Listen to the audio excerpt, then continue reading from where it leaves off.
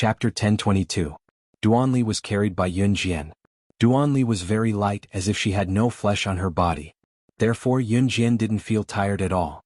Duanli had 2 ponytails today and looked very cute.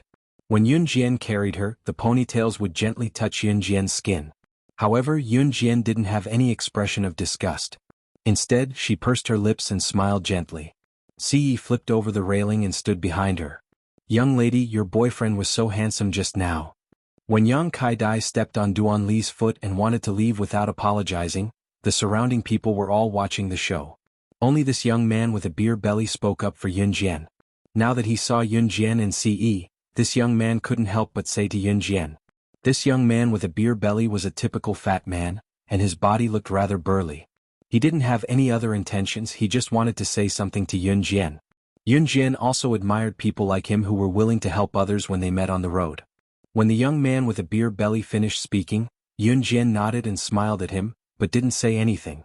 Yunjian's smile was a tacit agreement to the young man with a beer belly. Ce was her boyfriend. The young man with a beer belly seemed to have no one to talk to, so he looked at Duanli, who was in Yunjian's arms, Duanya, and Xiao Yunju, who was being held by Ce. The young man with a beer belly couldn't help but ridicule them. "You guys look so young, especially you, young lady. I think you look like a 16 or 17-year-old girl. Haha, if I didn't see these 3 kids, I would have thought that you 2 were a couple from school." The beer-bellied young man obviously didn't believe that Xiao Yunju and the other 2 were Yunjian and Ce. Some people didn't look old. Although Yunjian and Ce looked young, the beer-bellied youth felt that they were old. Usually, when a young couple went on a date or went on a trip, it was impossible for them to bring their younger siblings along, right? If she were to bring her younger siblings along, their parents would have to come along as well, right? Although he couldn't believe it, the beer-bellied young man would rather think in another direction than think in this direction. Yunjian was stunned when she heard the beer-bellied young man's voice. She was about to say something when the young man interrupted her. However, Ce snatched the right to speak. "It's not good to keep the child cooped up at home. You should take some time to bring the child out for a walk." This meant that he had tacitly agreed with the beer-bellied youth's words. The corners of Yunjian's mouth twitched. She wanted to explain again, but Ce hugged her slender waist and looked at her lovingly. He said, "Stop fooling around. Hold the child tight." Yunjian was speechless. She could even feel the naked gazes of the people around her. "Ha ha ha. I can tell that you 2 have a good relationship." The beer-bellied youth believed Ce's words without a doubt. At the same time, he changed from calling Yunjian and Ce a couple, to calling them husband and wife. Xiao Yunju and Duanli looked younger. Whether it was Xiao Yunju, Duanli, or Duanya, they were thin and weak. They looked like kindergartners. In comparison, Xiao Yunju had grown taller and looked much better. However, he looked like he was 6 or 7 years old at most. If Yunjian and Ce looked older, then it wasn't too unbelievable that they had given birth to Xiao Yunju and the other 2 at an early age. The beer-bellied man smiled. "Very good." Ce only revealed a charming smile. It was easy for Ce to say something that went against his conscience. Chapter 1023. In the end, Ce actually started chatting with the beer-bellied young man. However, from the beginning to the end, Ce was flaunting his relationship with Yunjian. In Ce's own words, he couldn't wait for the whole world to know that Yunjian already belonged to him and only him. He absolutely wouldn't allow anyone to have any designs on Yunjian.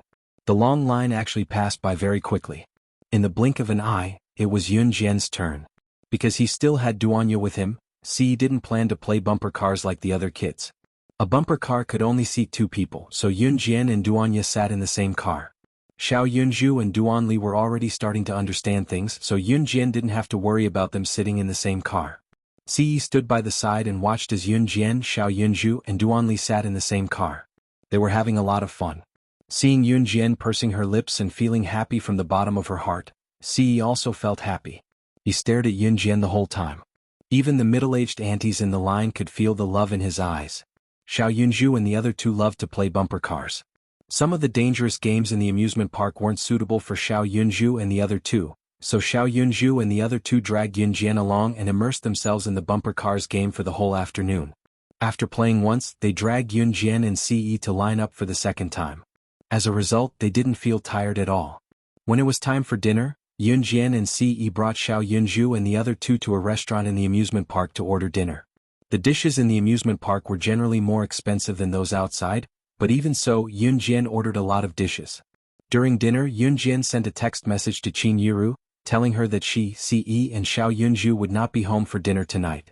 Labor Day was a 3-day holiday. Today was supposed to be the last day of Labor Day, so there should be evening self-study at night.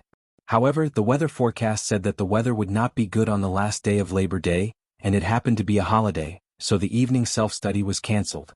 Of course, no one expected the weather to be so sunny today. In this era, it was common for the weather forecast to be wrong. Jie, let's go boating after eating, okay? Yunju asked Duan Li and Duan Ye as he gobbled up the rice in his bowl. Okay.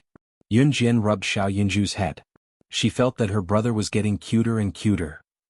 After dinner, the sky had already darkened. Night quickly shrouded the sky and the amusement park was soon illuminated by neon lights. There were still many people playing in the amusement park. Of course, the boats by the creek were still sailing. It was just that the boats here were charged. Yun Jian knew that as well. Ce had just paid for an hour's ride on the pedals. Yun Jian was just about to step onto the boat with Xiao Yunju and the other two. However, at this moment, she unconsciously saw a familiar face not far away. The familiar person was graceful and elegant. She was holding a boy who was about the same age as Xiao Yunju. They were surrounded by a group of people as they walked over. When she saw the graceful and elegant woman, Yun Jian's eyes immediately locked. How did she meet Gu Xian's biological mother, Hua Yun, here? Just as she was thinking this, Hua Yun also saw Yun Jian.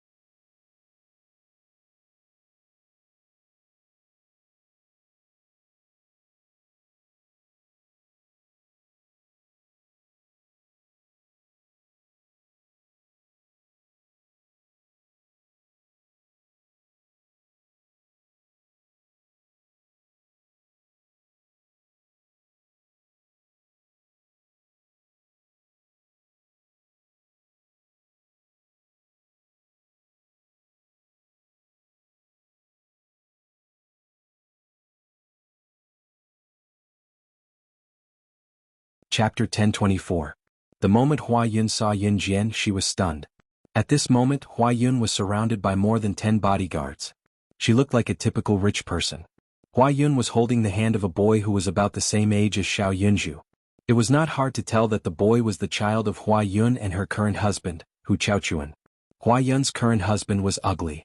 Therefore, even though Hua Yun was good-looking, the boy she was holding the hand of took after her current husband, Hu Chaochuan. He had a flat nose, a round face, and even his hair was a little bald. It had to be said that the boy was extremely ugly. However, he was dressed in branded clothes. It was obvious that he was a rich man's son. When Hua Yun saw Yun Jian and Ce with Xiao Yunju and the other two, she was stunned. Hua Yun remembered how Yun Jian had insulted her the last time. Last time, Yun Jian had called her a cheap woman. She had said that she and her current husband, Hu Chaochuan, were dogs and meows. Hua Yun had been waiting for the last time. When Qin Yiru and Gu Junjian got married, she wanted to go to the wedding and show off how sweet and beautiful her life was now. Especially now that her identity was different from before. Her husband's uncle was an international business tycoon. Even in the entire world, his status was extraordinary. There was no need to mention it. This was because Hua Yun believed that a person like Yun Jian would never be able to reach that level. Of course, her husband, Hu Chaochuan, was an example. Hu Chaochuan had followed his uncle and had become an international tycoon. For example, her husband was one of the investors of the amusement park today. That was why Hua Yun was here. It could be said that Hua Yun's son was on vacation these few days. Therefore, Hua Yun had been wandering around the amusement park with her son. As she was wandering around, she bumped into Yun Jian. Hua Yun thought that Yun Jian wouldn't come to the amusement park just to mock her, right? Therefore, Hua Yun held her son Hu Qixiang's hand and walked over with big steps. After all, Hua Yun was from a wealthy family. After marrying Hu Chaochuan, she felt that her husband was very powerful. Therefore, she valued her cultivation even more. Hua Yun walked over and looked down at Yun Jian. She was wearing a pair of high heels, so she looked much taller than Yun Jian. I can't believe you guys are here. Hua Yun spoke as if Yun Jian and the others were not supposed to be here. If you can come, why can't I? Yun Jian was not the kind of person who would run away. She looked straight at Hua Yun. Hua Yun was slightly taller than Yun Jian. Now that she was wearing high heels, it could be said that Hua Yun was looking down at Yun Jian. However, Yun Jian stood on the same spot. She did not look up at Hua Yun. Instead, she looked straight at Hua Yun, who was a few meters away. In terms of aura, even though Hua Yun's height was slightly taller than Yun Jian, who was wearing flat shoes, Yun Jian was stronger than Hua Yun in terms of aura and behavior. It was also because of this that Hua Yun hated Yun Jian even more. Because this is my house. Mom doesn't like you guys coming here. I don't like you guys coming here either. So, get out of my house. When Hua Yun wanted to say something, her son with a flat nose, Hu Qixiang, who was holding her hand, took the right to speak. As soon as Hu Qixiang spoke, Yun Jian felt it. He was a typical example of being spoiled by Hua Yun and Hu Chaochuan.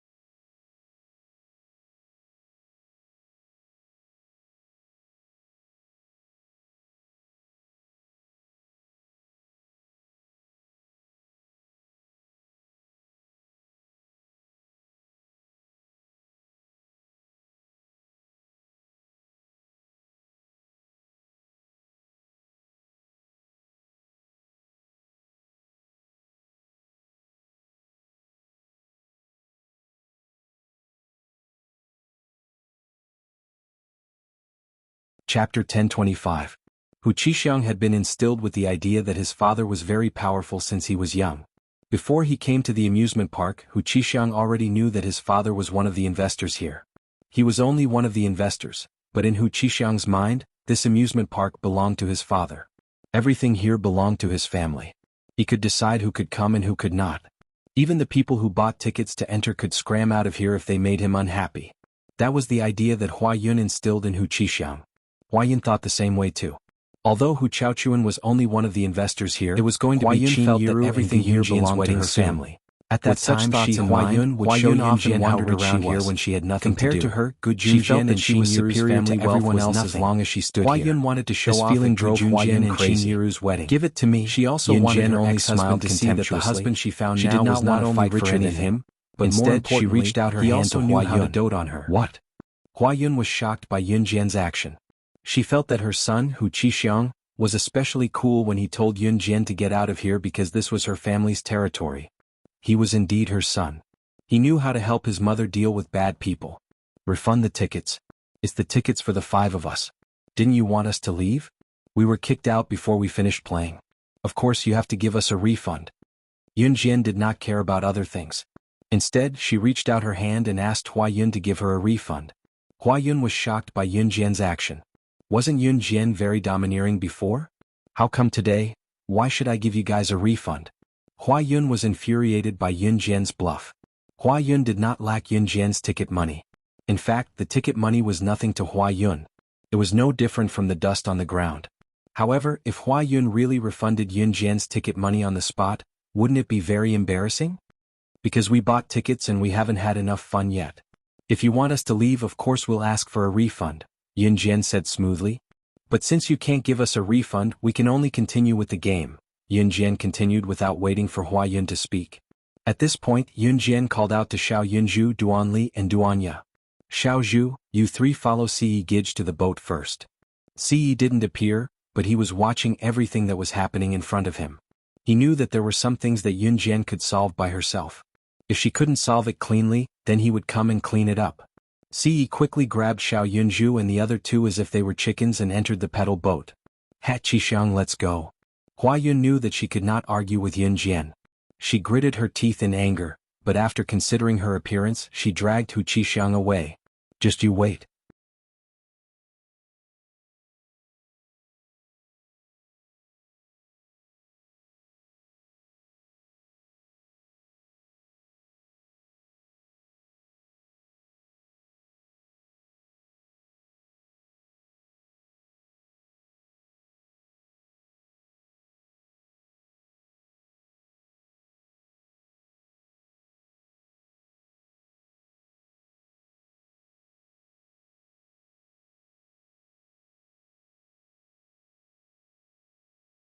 Chapter 1026.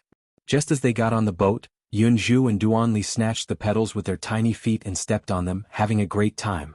Ci's long legs were pressed against Xiao Yunju's. Just as he carried Xiao Yunju and the other 2 onto the boat, Yunjian nimbly walked into the boat from the shore. Since Hua Yun had left on her own, Yunjian naturally did not ask her to stay, nor did she say anything. Because it was not the right time yet, she would let Hua Yun be smug for a few more days. Yunjian would never let anyone who belittled her mother off the hook. Reality had proven that Hua Yun had successfully angered her. As for the next step, she would make Hua Yun pay the price for angering her. Of course, Yunjian planned to give Hua Yun a heavy blow while preparing a grand wedding for Qinyiru. Just as Yunjian thought of this, she had already stepped on the pedals and walked into the boat. The boat was not big and could only seat 4 people. They sat opposite each other in pairs. Xiao Yunju, Duanli, and Duanli each took 3 seats. Xiao Yunju and Duanli sat opposite each other, while Duanya sat beside Ce. When Yunjian walked in, there were no more seats. Xiaoya, let me carry you. When Yunjian saw this, she planned to walk towards Duanya. She even reached out her hand as she spoke. When Yunjian walked in, she happened to pass by Ce. Just as she reached out her hand to carry Duanya to sit on her lap, Ce suddenly reached out and pulled Yunjian over. When Yunjian was scooped up by Ce like that, the force of his scooping was strong because she was standing in the corridor. It was as if he brought her over directly.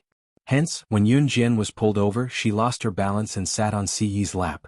Yunjian was suddenly pulled onto Ce's lap. Her butt was suddenly pressed against Ce.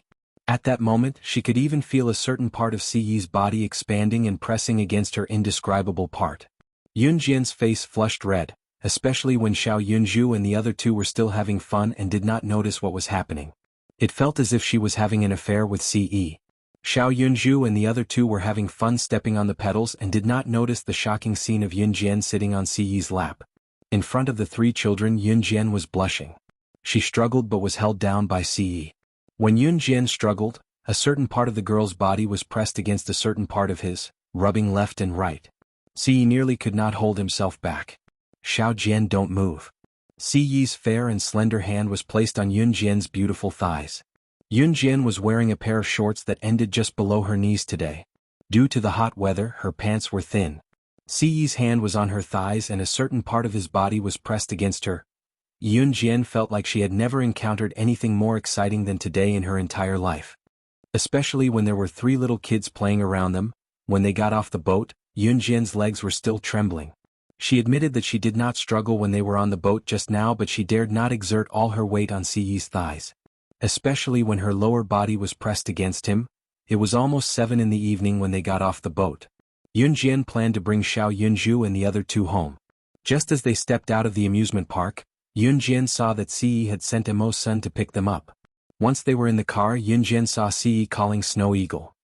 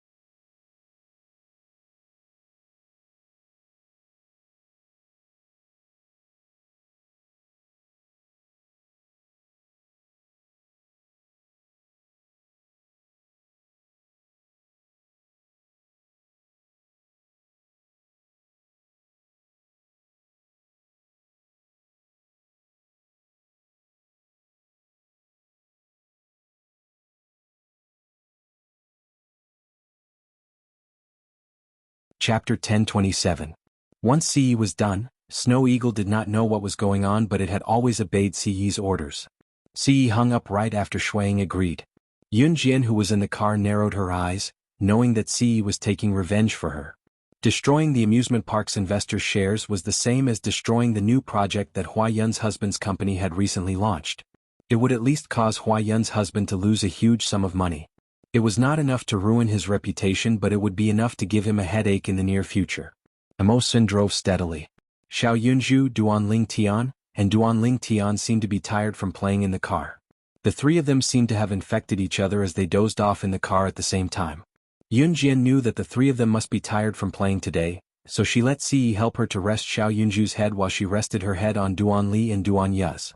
When they got home, Yun Jian moved Xiao Yunju, Duanling Tian, and Duanling Tian back to their respective bedrooms. Yun Jian was exhausted after playing for the entire afternoon and night. It was only 8 o'clock when she got home. Although she had to wake up for school the next day, Yun Jian was in no hurry to sleep. On the other hand, Hua Yun brought her son, Hu Qixiang, home in a huff and shoved her son to the nanny in exasperation. She was so infuriated by Yun Jian that she did not even bother to look at her son as she stomped upstairs. Before Hua Yun entered her husband's study, she heard him talking to someone on his phone. Hu Chaochuan's tone was extreme. What? Someone important is messing with us. Explain it to me. What do you mean the amusement park plan is going to be ruined? I've invested 1 billion yuan in Longmen City's amusement park. How can it be gone just like that? Find out who did it for me. After shouting his last words, Hu Chaochuan threw his phone away. From the ferocious expression on Hu Chaochuan's face, one could tell that he was in a very bad mood. In 1999, 1 billion was equivalent to half of Hu Chaochuan's family fortune. The project that he had just invested in was suddenly hacked. Moreover, this project had cost all of Hu Chaochuan's efforts. Hu Chaochuan's expression at this moment was simply uglier than if he had eaten dog shit. It was true that Hua Yun was a graceful and elegant woman. However, Hua Yun was not smart.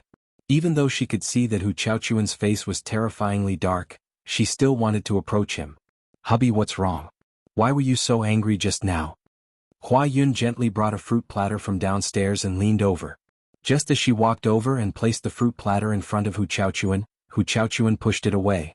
The fruits in the fruit platter rolled to the ground and slid far away. Scram! Did I tell you to come up? On the surface, Hu Chaochuan appeared to be very gentle to Hua Yun. However, if he really encountered something difficult, he would simply treat Hua Yun as a punching bag. Hua Yun felt that the only thing she could brag about in this life was marrying a rich husband like Hu Chaochuan. Hua Yun wanted to pretend to be a very virtuous wife in front of Hu Chaochuan, so she went to Hu Chaochuan even after she was scolded. "Chaochuan, what's wrong with you? Is there something wrong with your business?" "It's all right, I'm here with you." Before Hua Yun could finish her sentence, Hu Chaochuan pushed her away. Hu Chaochuan, who had called Hua Yun baby in front of Yun Jian before, did not even treat Hua Yun as a human when he was frustrated.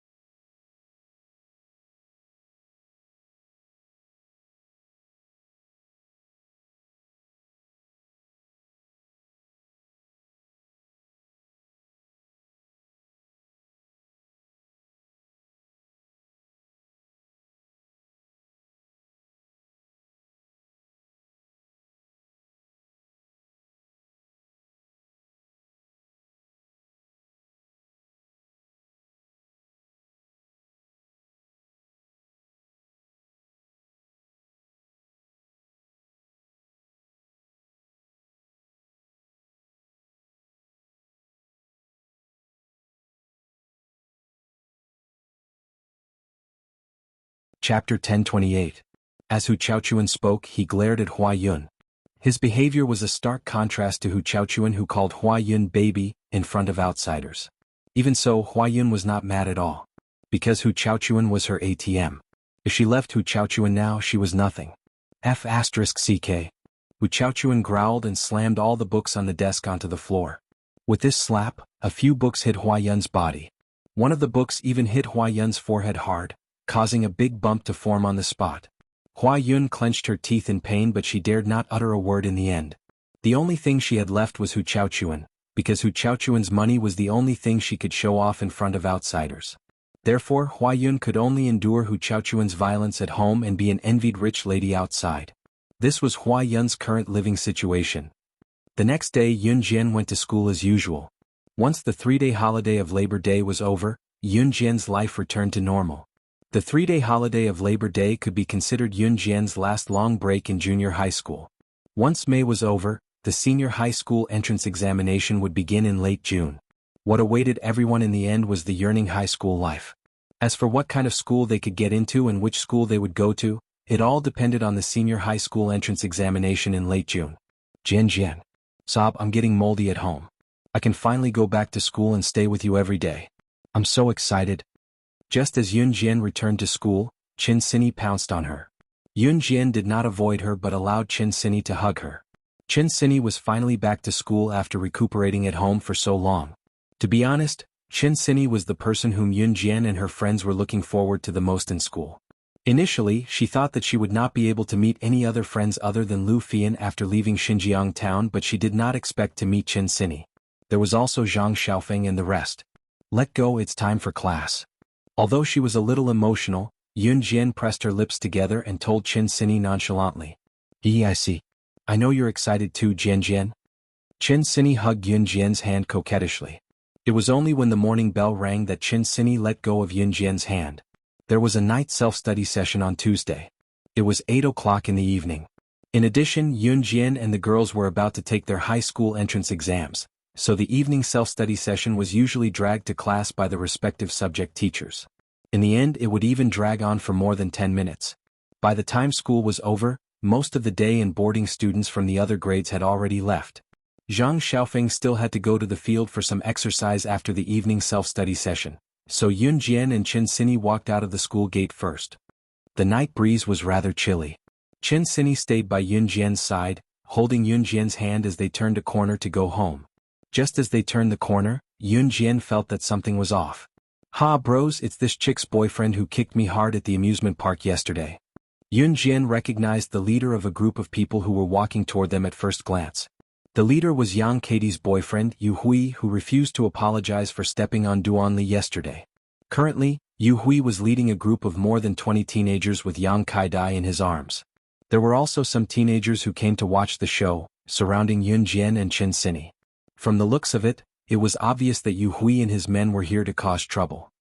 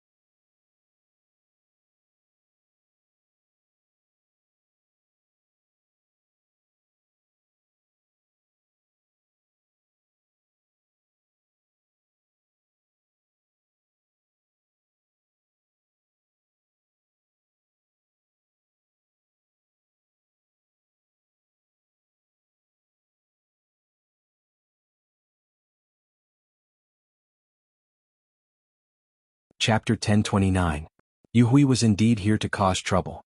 After being kicked by Ce yesterday, he felt like his internal organs were about to be destroyed. To Yu Hui, he had never suffered such humiliation in his life. However, considering that Ce was too strong, he took his girlfriend, Yang Kaidai, and ran away first. If he couldn't win, he would run away. This was Yu Hui's habit. Of course, he buried yesterday's incident in his heart. After being kicked so ruthlessly, how could Yu Hui let it go?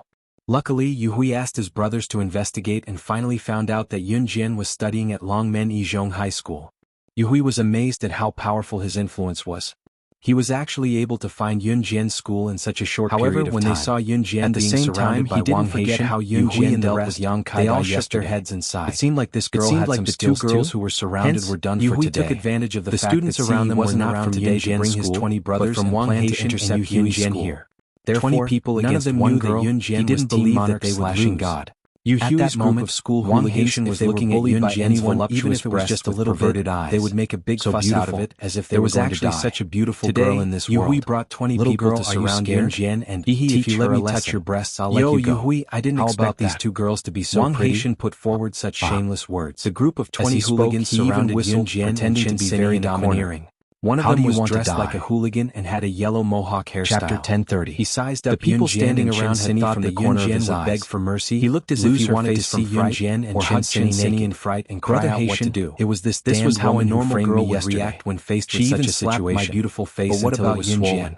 You didn't take revenge for your younger sister. Instead, she asked Wang Haitian, also stood up and covered her face as she spoke. Are you kidding me? Looking at Yang Katie's situation was that Yun Jian was surrounded by she was really the Wang Haitian, and the rest, the brother Hai Tian that Yang Kai mentioned was the young man with the yellow mohawk. Not only was she not afraid, the young man's name was Wang Haitian and the rest, and he was the most powerful one among the 20 or so punks. Yang Kai also got to know this group of gangsters who she thought were very powerful because she was dating Yu Hui. It was also because of this group of people that Yang Kai was just so arrogant to the outside world. She didn't show any signs of fear in front of Wang Haitian and the rest. Little girl, don't try to bully our little sister Kai. You won't die if I touch you. Of course I will help you. I'll touch you gently and I'll let you go after that. Wang Haitian walked up to Yun Jian and Chin Sinny like a ruffian was mesmerized by Yun Jian's beauty, and he didn't even have the intention to avenge the Yu Hui and Yang Kai. There were also some people who came to watch the show after hearing that there was going to be a gang fight. Such a beauty made him want to conquer her from the bottom of his heart. Wang Haitian, I was the one who found this beauty. Why are you the only one who can touch her? Yu Hui saw that Wang Haitian wanted to monopolize Yun Jian and he panicked. He didn't even care about his own girlfriend and opened his mouth to say these words. Yu Hui's words made Yang Katie's eyes widen. Yu Hui, you actually had this kind of idea? You even said that you're going to avenge me tonight. Don't, my baby. I'm torturing her because I want to avenge you. Yu Hui realized that he had said something wrong and he immediately changed his words. Although Yu Hui's explanation was rather far-fetched, Yang Kai turned around unhappily and pouted her lips. After making an angry face, she didn't say anything else. It was only then that Yu Hui turned his attention back to Yun Jian. Just as Yu Hui turned his head around, he suddenly heard the surrounding students exclaim in surprise. Oh my god, this girl, she actually carries a knife with her. Yu Hui's attention was attracted by the noise. He turned around in surprise and saw Yun Jian pulling out a butterfly knife from her pocket. With a swift flick of her hand, the butterfly knife was caught in Yun Jian's palm. Seeing Yun Jian's proficient posture with the knife, everyone present was slightly stunned. In the next second they heard Yun Jian's lips curl up. Her red lips moved up and down slightly, and the hand holding the butterfly knife tightened. Then she pointed the blade of the butterfly knife at Wang Haitian and the others. Don't talk nonsense. You want to gang up on me, right? Get your weapons and come at me together. I don't have time to talk nonsense with you bunch of trash. The moment Yun Jian whipped out the butterfly knife was enough to send chills down people's spines. After all, she was a girl, how could she carry a knife with her? However, when Yun Jian finished speaking, the group of people led by Wang Haitian were dumbfounded. What did this girl say? She wanted all of them to come at her together? She even said that they were trash? Could it be that she wanted to fight with them all by herself? Was this a joke? Just her alone?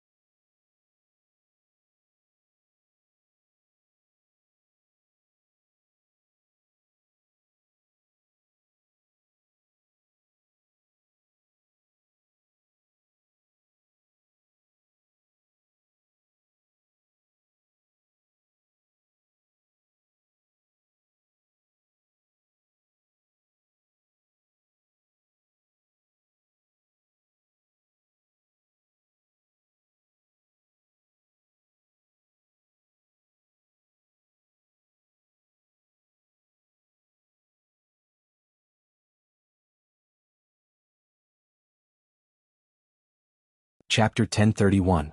Yun Jian strode forward. She lifted one of her legs and kicked Wang Haitian's abdomen, who was looking at her wretchedly. Wang Haitian's eyes were fixed on Yun Jian, and Yun Jian's movements were swift and violent. In the next moment, Yun Jian's leg had already kicked Wang Haitian's abdomen. Yun Jian had no intention of going easy on this kick. At the same time, Yun Jian waved the butterfly knife at Wang Haitian's chest twice. In the next moment, Wang Haitian was sent flying by Yun Jian's kick. The moment Wang Haitian was sent flying, everyone turned their attention to him. They saw Wang Haitian fly a few meters away after being kicked in the abdomen by Yun Jian. After Wang Haitian fell to the ground with a plop, everyone realized that Wang Haitian's clothes had been torn by Yun Jian. Yun Jian seemed to have put away the knife on purpose. The tip of the knife didn't hurt Wang Haitian's skin, but everyone saw Wang Haitian fall to the ground. The front of his clothes had been cut by the blade. Wang Haitian's clothes had been cut by the knife, forming a big X. Wang Haitian's clothes were cut into an X shape by the knife. This scene caused everyone present to panic and be stunned. But at the same time, when everyone thought of this, they didn't forget one thing. This X had been cut by Yun Jian with the knife in her hand. This could also be seen from the side.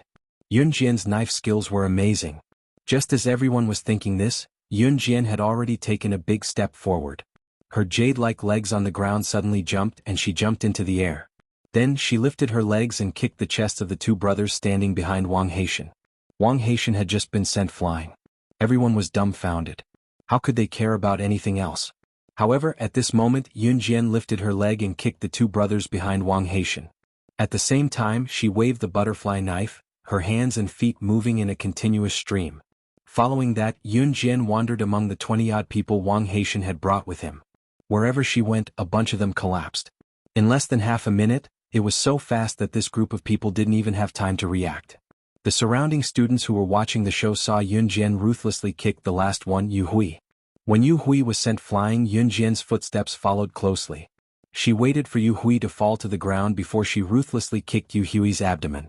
Then the butterfly knife in Yun Jian's hand landed on Yu Hui's neck.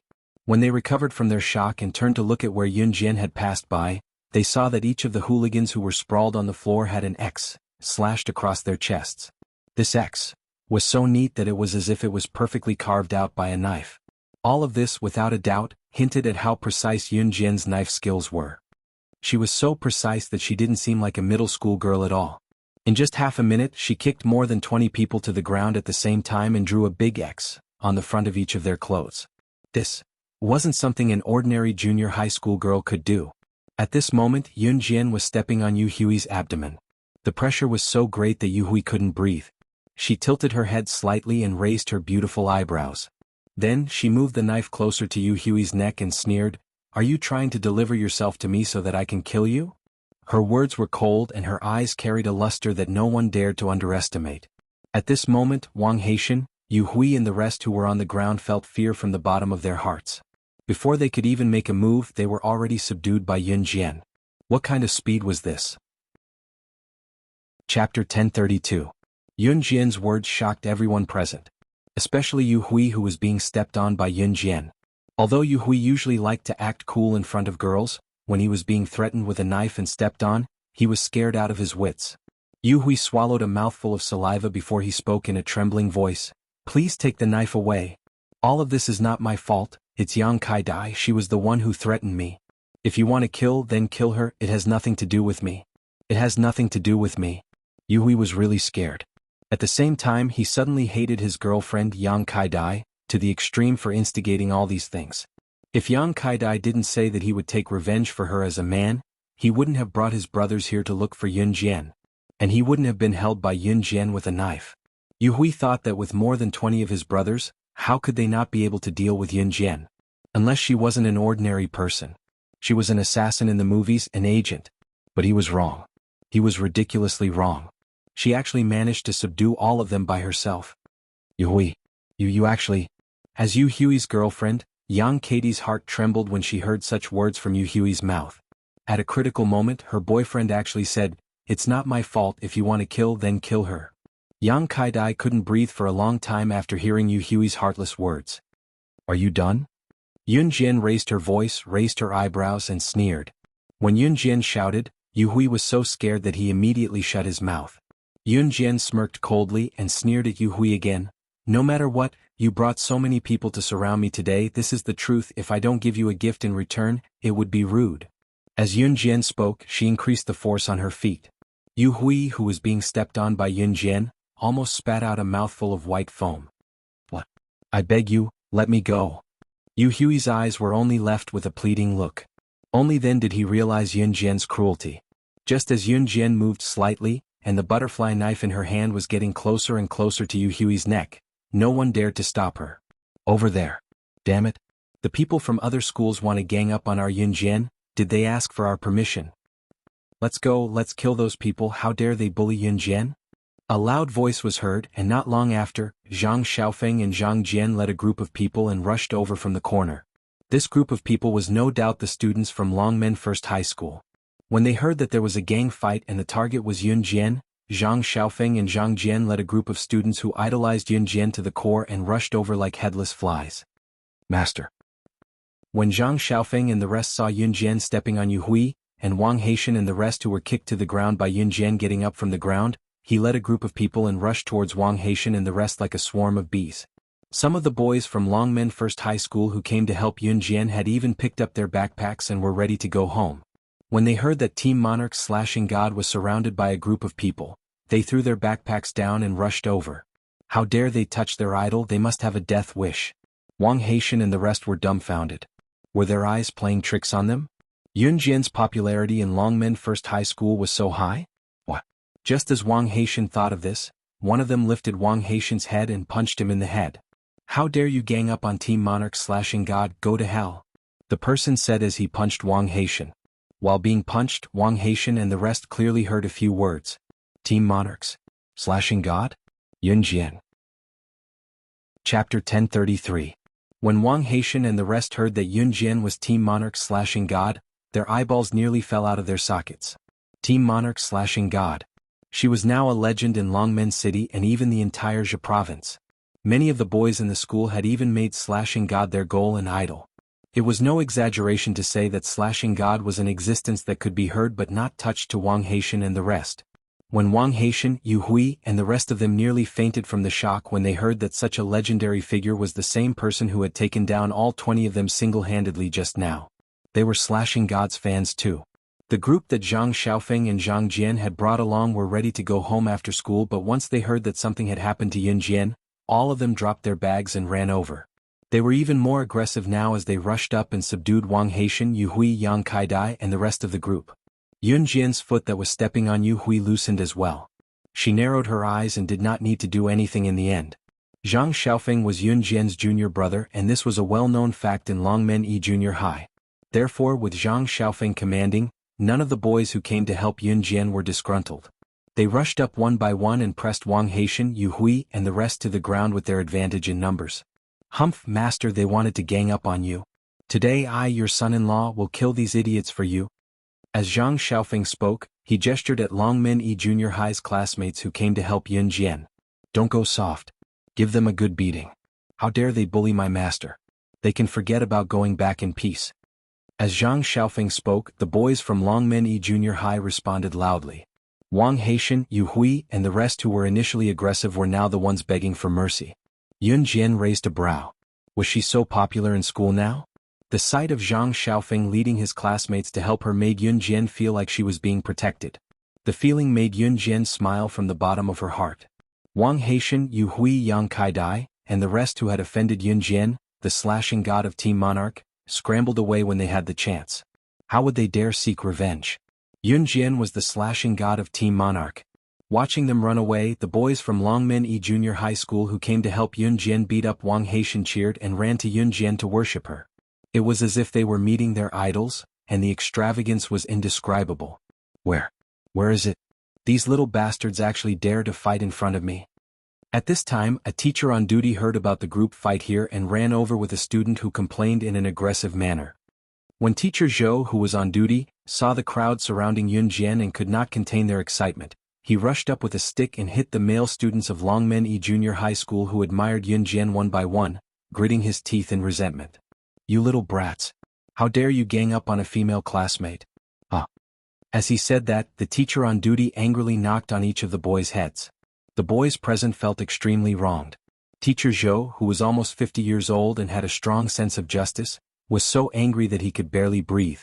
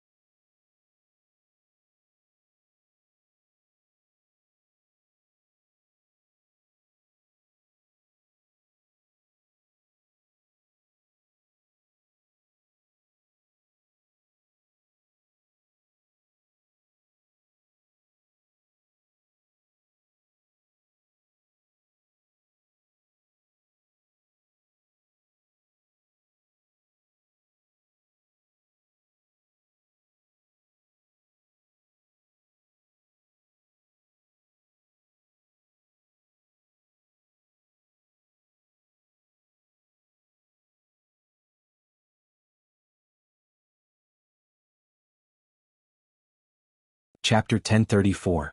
Teacher Zhou on duty was a very righteous little old man.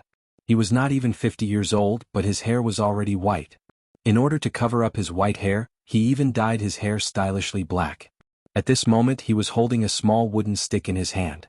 This wooden stick was originally broken off from the tree. When he came here he heard that a group of male students were fighting here. He was simply furious, so he broke off a branch from the tree and ran over here aggressively. Today was his shift, and they actually dared to fight in front of the school gate. This group of little bastards. None of them knew how powerful he was as a male tiger. That's right, this teacher on duty was the teaching director of Longmen First High School. His surname was Zhang, and Director Zhang was usually very fierce. He was a very fierce little old man. Moreover, he liked to go to extremes, so the students in school gave him a nickname, Male Tiger. It meant that once Director Zhang caught something, he would not let it go no matter what. He had to find out who was right and who was wrong. Just like the tiger, he would not let go of the prey that he had set his eyes on. Therefore the nickname Male Tiger was formed just like that. Director Zhang also knew that his classmates had given him this nickname. Not only was he not angry as long as his classmates did not make any mistakes, he would even joke about the nickname that his classmates gave him. It could be said that Director Zhang was a teacher who was strict and could take jokes. He was a teacher who could play and joke with his classmates. Although Director Zhang was quite scary when he was fierce, his classmates still liked him very much. There was one thing that was very admirable about Director Zhang, and that was that he felt that he should protect the vulnerable. In school, girls were also considered one of the vulnerable groups by Director Zhang. After all, it was a fact that girls' physical strength was not as good as boys. Hence, when he saw a large group of boys surrounding Yun Jian, Director Zhang concluded without thinking that this was the rhythm of a large group of boys wanting to bully a weak girl. Hence, Director Zhang was so angry that he casually broke a branch and rushed over to hit the boys one by one. The result? When he angrily hit all the boys, this girl actually said, "It's not their fault, I was the one who started the fight?" Really? She was the one who started the gang fight? Director Zhang was stunned on the spot. He looked at Yun Jian in a daze, holding the small wooden stick in his hand. He looked like he couldn't believe it. Getting into a gang fight would be punished by the school. Yun Jian knew that as well. What's more, Zhang Xiaofeng had brought this group of people because of him. Yun Jian, on the other hand, had always been protective of her shortcomings. If someone respected her, she would return the favor tenfold. This was her principle. Where is he? What if they didn't bully you? Then, that group of people, what about them? Director Zhang was not someone who could be easily fooled. He looked around and said to Yun Jian, "Little girl, if you get bullied by these guys, just tell me. I guarantee that they won't dare to bully you again." Director Zhang thought that Yun Jian was afraid of telling the truth because she was bullied by the boys around her, so he opened his mouth to speak. However, Director Zhang had just opened his mouth when Yun Jian interrupted him. "I chased them away." As she said that, Yun Jian's red lips curled up into a smile. At the same time, she gently swung the butterfly knife. This butterfly knife was smoothly closed by her and then placed into her trouser pocket. "What? Chased away by you?" Director Zhang obviously did not believe Yun Jian and was about to retort when Yun Jian interrupted him. Just as he was about to say something, the voice of the student who was watching the show but didn't participate in it came from the side. This student was obviously not from Longmen First High School.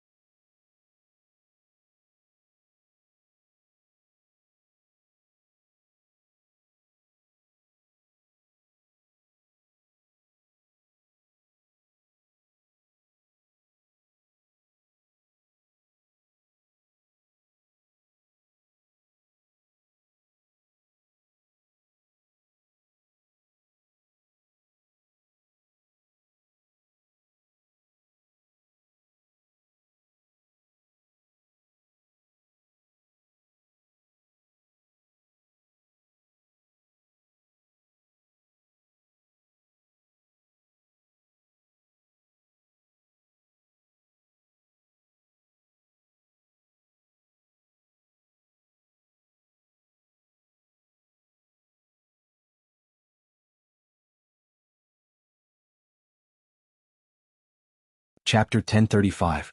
The words of the student who spoke reached Director Zhang's ears without any hindrance. Director Zhang's expression changed from disbelief to shock and horror. What did this student just say? This girl, Yun Jian, whom he thought was being bullied by the boys, defeated more than 20 boys all by herself? How could such a miraculous thing happen to a female student? Director Zhang was completely stunned. However, at that moment, after the student who was watching the show spoke, another student followed suit. Haha, how could that group of people be her match? Didn't they say she's Team Monarch slashing God? She's the slashing God. Even if there were a few hundred of them, they still wouldn't be a match for her, let alone those 20 or so people from before. She's from the military. It was already shocking enough for Director Zhang, but after the student who followed suit, Director Zhang was even more terrified. What? The Team Monarch slashing God, who was the talk of the town recently, was actually the girl whom he thought was being bullied? Director Zhang was a genuine old urchin. He had heard of Team Monarch slashing God before, but he did not know that she was in their school. Although the incident was spreading like wildfire in Longmen First High School, Director Zhang was unaware of it. Yun Jian curled her lips slightly. She was not afraid of being punished at all. She merely raised a brow and looked at Director Zhang. So, this incident has nothing to do with them. Yun Jian seized the opportunity to speak again. When Yun Jian said that, the boys present were very touched. Could it be that Yun Jian wanted to shoulder all the responsibility alone? Although Yun Jian was the cause of the incident, everyone did make a move in the end. If they were caught in a gang fight by the teachers, they would be severely punished. So, can we disperse now? Yun Jian's red lips curled up slightly as she spoke to Director Zhang again. As she spoke, her eyes flashed with a different color when she looked at Director Zhang. In 1999, there were not many cases of girls fighting. Girls in this era were very reserved, especially when it came to fighting with boys. Even in the current era, such cases were rare. Director Zhang had been a director for so many years and had never encountered such an incident. The corners of Director Zhang's mouth twitched. Because of the shock just now and the fact that he was a little confused at the moment, he paused for a moment and then said in a daze, "Huh? Alright. Let's disperse. At that moment Yunjian's eyes were sizing up Director Zhang. No one noticed that Yunjian was looking at Director Zhang and even hypnotizing him. At that moment hypnotism was the most effective. Looking at the dazed Director Zhang, everyone present was a little stunned. What? Based on Director Zhang's personality as the male tiger, shouldn't he fly into a rage and ask Yunjian which class she was from? Shouldn't he be giving her marks at the registration counter? When Yunjian heard that, she smirked and turned sideways. Just as she was about to wave Qin Sini, Zhang Xiaofeng, and Zhang Jian to leave with her, Director Zhang interrupted her. That classmate. Director Zhang spoke again. The students who were dumbfounded earlier had goosebumps all over again. What? Was Director Zhang going to settle scores with Yunjian again? Classmate, be careful on your way home, okay? Unexpectedly, Director Zhang did not mention any punishment at all. The people standing around were all dumbfounded. Director Zhang had always been an impartial person. Why did he not punish Yunjian today? He just let Yunjian go. In the end, the students could not figure it out. Hence, they unanimously concluded that it was because Yunjian was Team Monarch / God.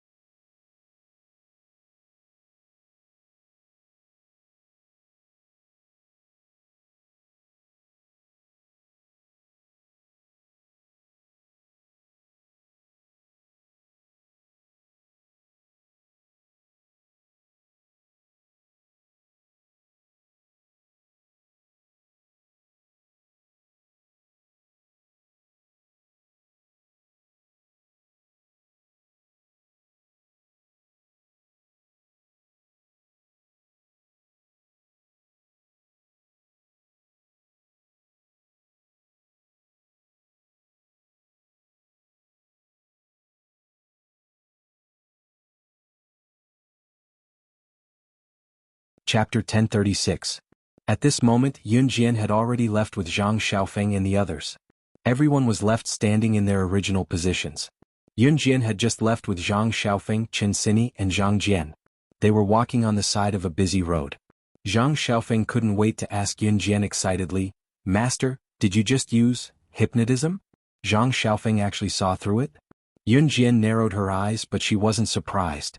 Back then Yunjian had used hypnotism in front of Zhang Xiaofeng, Qin Sini, and Ling Yichen. Later on Lu Haozi even discovered it. At that time, Zhang Xiaofeng and Qin Sini didn't ask her what was going on, but Yunjian could feel that Zhang Xiaofeng and Qin Sini were actually very interested in this matter. Yunjian didn't intend to hide it from Zhang Xiaofeng. She tilted her head slightly and glanced at Zhang Xiaofeng, then nodded. She had indeed used hypnosis on Director Zhang just now to make him muddle-headed and forget that he had been in a group fight with others. After all, what happened just now wasn't her fault. It was Wang Haitian and Yu Hui who brought people to find her. Yunjian didn't want the school to make it seem like a big deal because of what happened just now. She didn't want to be criticized and punished in front of the entire school. She wasn't afraid of being punished, but she simply didn't want trouble. Grandmaster, you actually know the legendary hypnotism.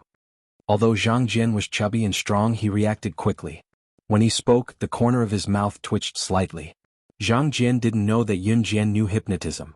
You brat, my master knows a lot of things. You're making a big fuss. Embarrassing. Zhang Xiaofeng rebuked Zhang Jian, then chuckled. Zhang Xiaofeng didn't beg Yunjian to teach him hypnotism because he knew that Yunjian would teach him everything she could. Of course, she knew what she couldn't teach or couldn't teach. It was because of Zhang Xiaofeng's personality that Yunjian made an exception to accept him as her disciple. Finally, they parted ways at the intersection. Time passed in the blink of an eye. After May Day, Yun Jian returned to her normal life. The beginning of May passed, Qin Yiru and Gu Yunjian's wedding day. On May 21, 1999, Qin Yiru and Gu Yunjian's wedding. Although it was Qin Yiru and Gu Yunjian's second marriage, it was the first time they felt the excitement before their wedding. In the past, no matter if it was when Qin Yiru and Yun Gang were forced to marry, or when Gu Junjian was forced to marry Hua Yun, they didn't feel this way. At that time, they felt as if someone who had nothing to do with them had gotten married. However, a few days before the wedding, Qin Yiru and Gu Junjian were extremely nervous. Seeing that the wedding day was approaching, Gu Junjian had already booked a hotel. The wedding would be held at the hotel. On May 18, 1999. There were 3 days before the wedding. Qin Yiru was staying at home. Every day felt like a year. On one hand, she was looking forward to her wedding with Gu Junjian because she knew that Gu Junjian was sincere to her. On the other hand, she was a little scared. After a failed marriage, all women would have the same fear of marriage as Qin Yiru. Even if they hadn't experienced their second marriage, many women would have the same fear before marriage. They were afraid that the man would treat them badly. These days, Yun Jian asked for leave and stayed at home to accompany Qin Yiru.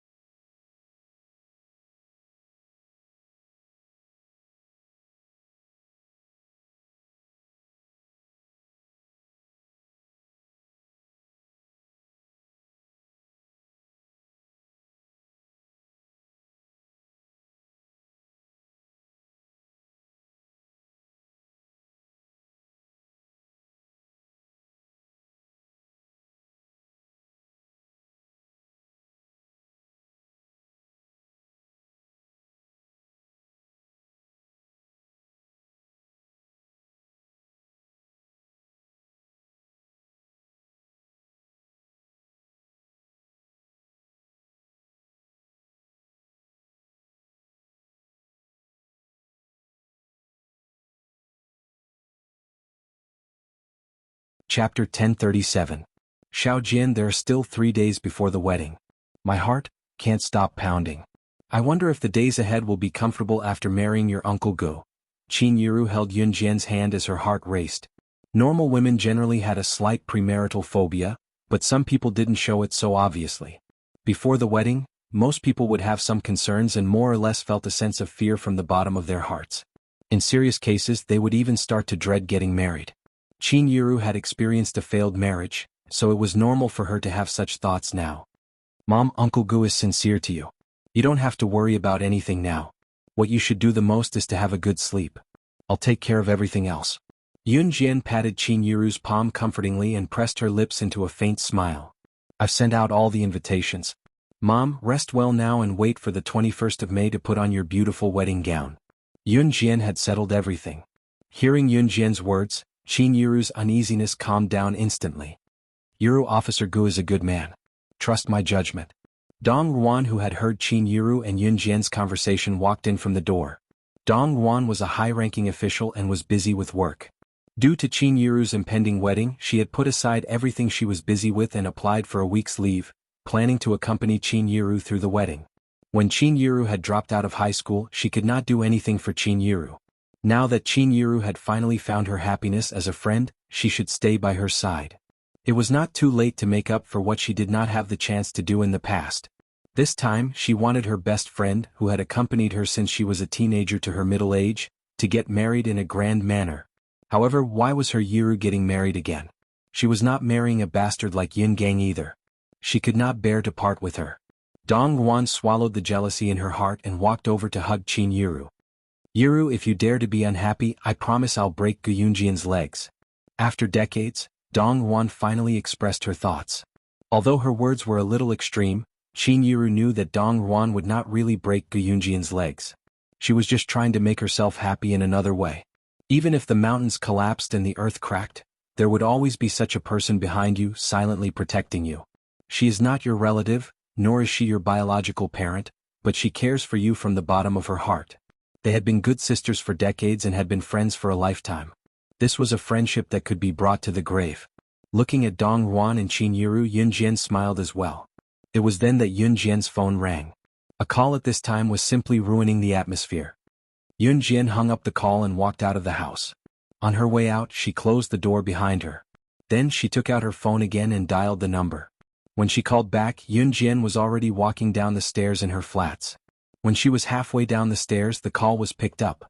Sister Jian, it's Diane. We're in Longmen City. Where are you? The voice of Diane, the leader of the Kosha mercenaries intelligence team, came from the other end of the phone.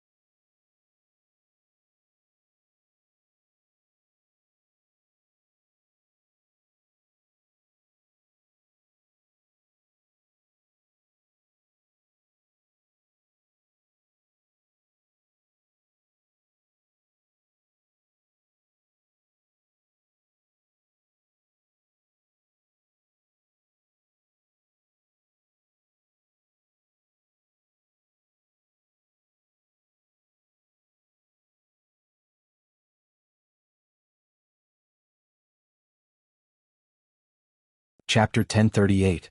Yun Jian had sent out quite a number of invitations in the name of Kosha mercenaries. With Gu Sha mercenaries' identity, how could these people not come when they had sent out invitations to influential figures in the world? Kosha mercenaries. Kosha mercenaries were an existence that could stand shoulder to shoulder with an Hun group. Sending out invitations in the name of Kosha mercenaries to influential figures in the world was not a question of whether they would come. Even if they were not invited, the influential figures and leaders of Kosha mercenaries' intelligence to Longmen City assassination team and investigation team respectively. If someone were to ask around, they were one of the important, they would know that the large hotels in the hierarchy of Kosha mercenaries city were fully booked. Back in Kosha mercenaries, those who were qualified to stay in a five-star hotel were usually the rich and wealthy. The average citizen did not have the financial ability or the need to choose to stay in expensive five-star hotels. Longmen City in 2 days. Five-star hotels would usually have leftover rooms. These days, however, these five-star hotels were not only fully booked, but there were also many smile and said after a beat, Yun Jian was well aware of this.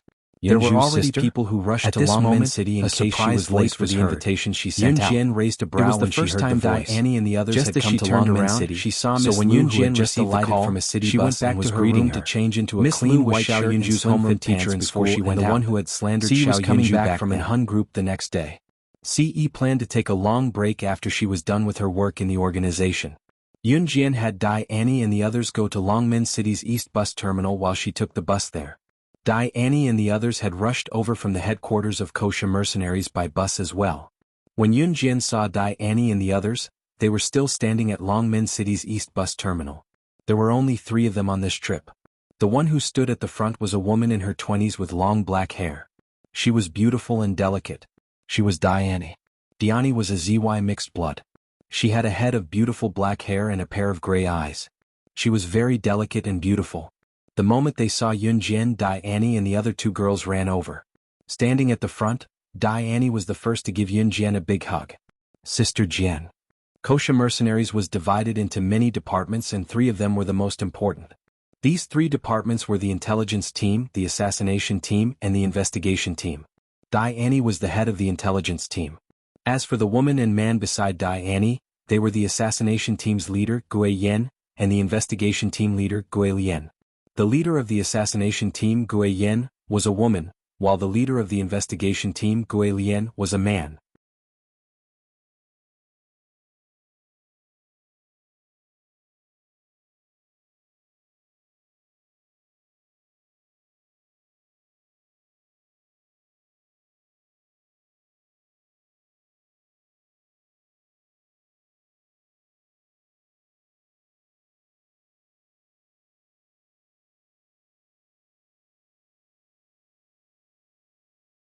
Chapter 1039.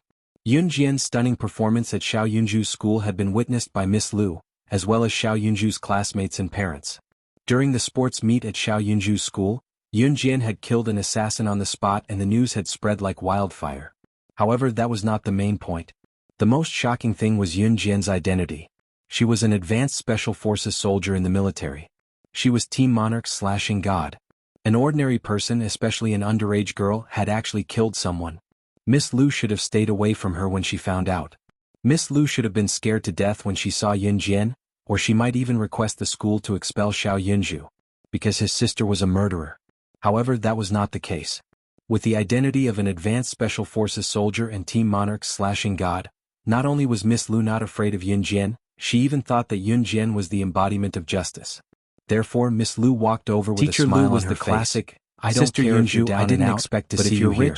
Let's be good friends. Are you here to take the bus from East Station? However, what Teacher Lu did not know was that Yun Jian did not like flattery. Her face was full of smiles as she walked over. It's all talk. She could not hide the flattery written all over her face. I don't want my brother to get a fake piece of paper. Whether it was the first time she saw Yun Jian or Xiao Yunju glanced at Teacher Lu, Miss Lu had always treated to call Yun Jian and the rest to disdain. Yun Jian's words stunned Teacher Lu. Miss Lu had always thought that Xiao Yunju came from a poor family. Therefore, Miss Lu had no patience for Xiao Yunju. However, it was different this time. After knowing that Yun Jian was an advanced special forces soldier, especially knowing that Yun Jian was Team Monarch/God, Miss Lu's attitude towards Yun Jian and Xiao Yunju changed instantly. Yun Jian was already an advanced special forces soldier at such a young age. From this, it could be deduced that Yun Jian's future was definitely not something an ordinary person could compare with. Therefore, when Teacher Lu saw Yun Jian, she called out to her in order to get close to her. Yun Jian did not have a good impression of Xiao Yunju's homeroom teacher, Teacher Lu. She only glanced at Teacher Lu from the corner of her eyes and replied coldly, "Yes, I'm here to pick up my friend." She didn't want to say anything else. "So you're here to pick up friends?" Teacher Lu glanced at Dai Annie, Gui Yen, and Gui Lian before nodding in satisfaction. Seeing that Yun Jian was about to leave, Teacher Lu immediately came up to her and stopped her. "By the way, Sister Yunju has been doing well in school recently. If she keeps it up, it won't be a problem for her to be a good student this semester." Teacher Lu knew that parents all hoped that their children would be able to get the 3 Good Student Award. Hence, in order to get closer to Yun Jian, she used all her trump cards. Her words were filled with the intention of getting close to her.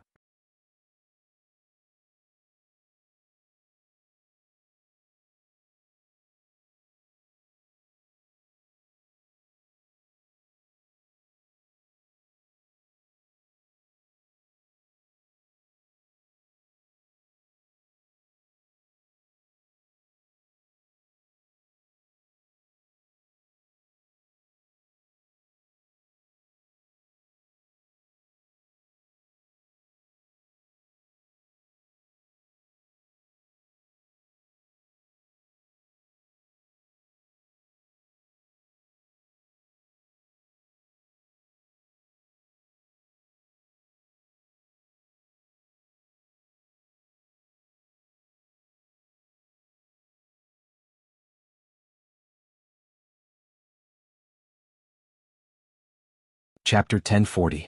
Although Yun Jian was Xiao Yunju's sister, she could also be considered as half of Xiao Yunju's parent.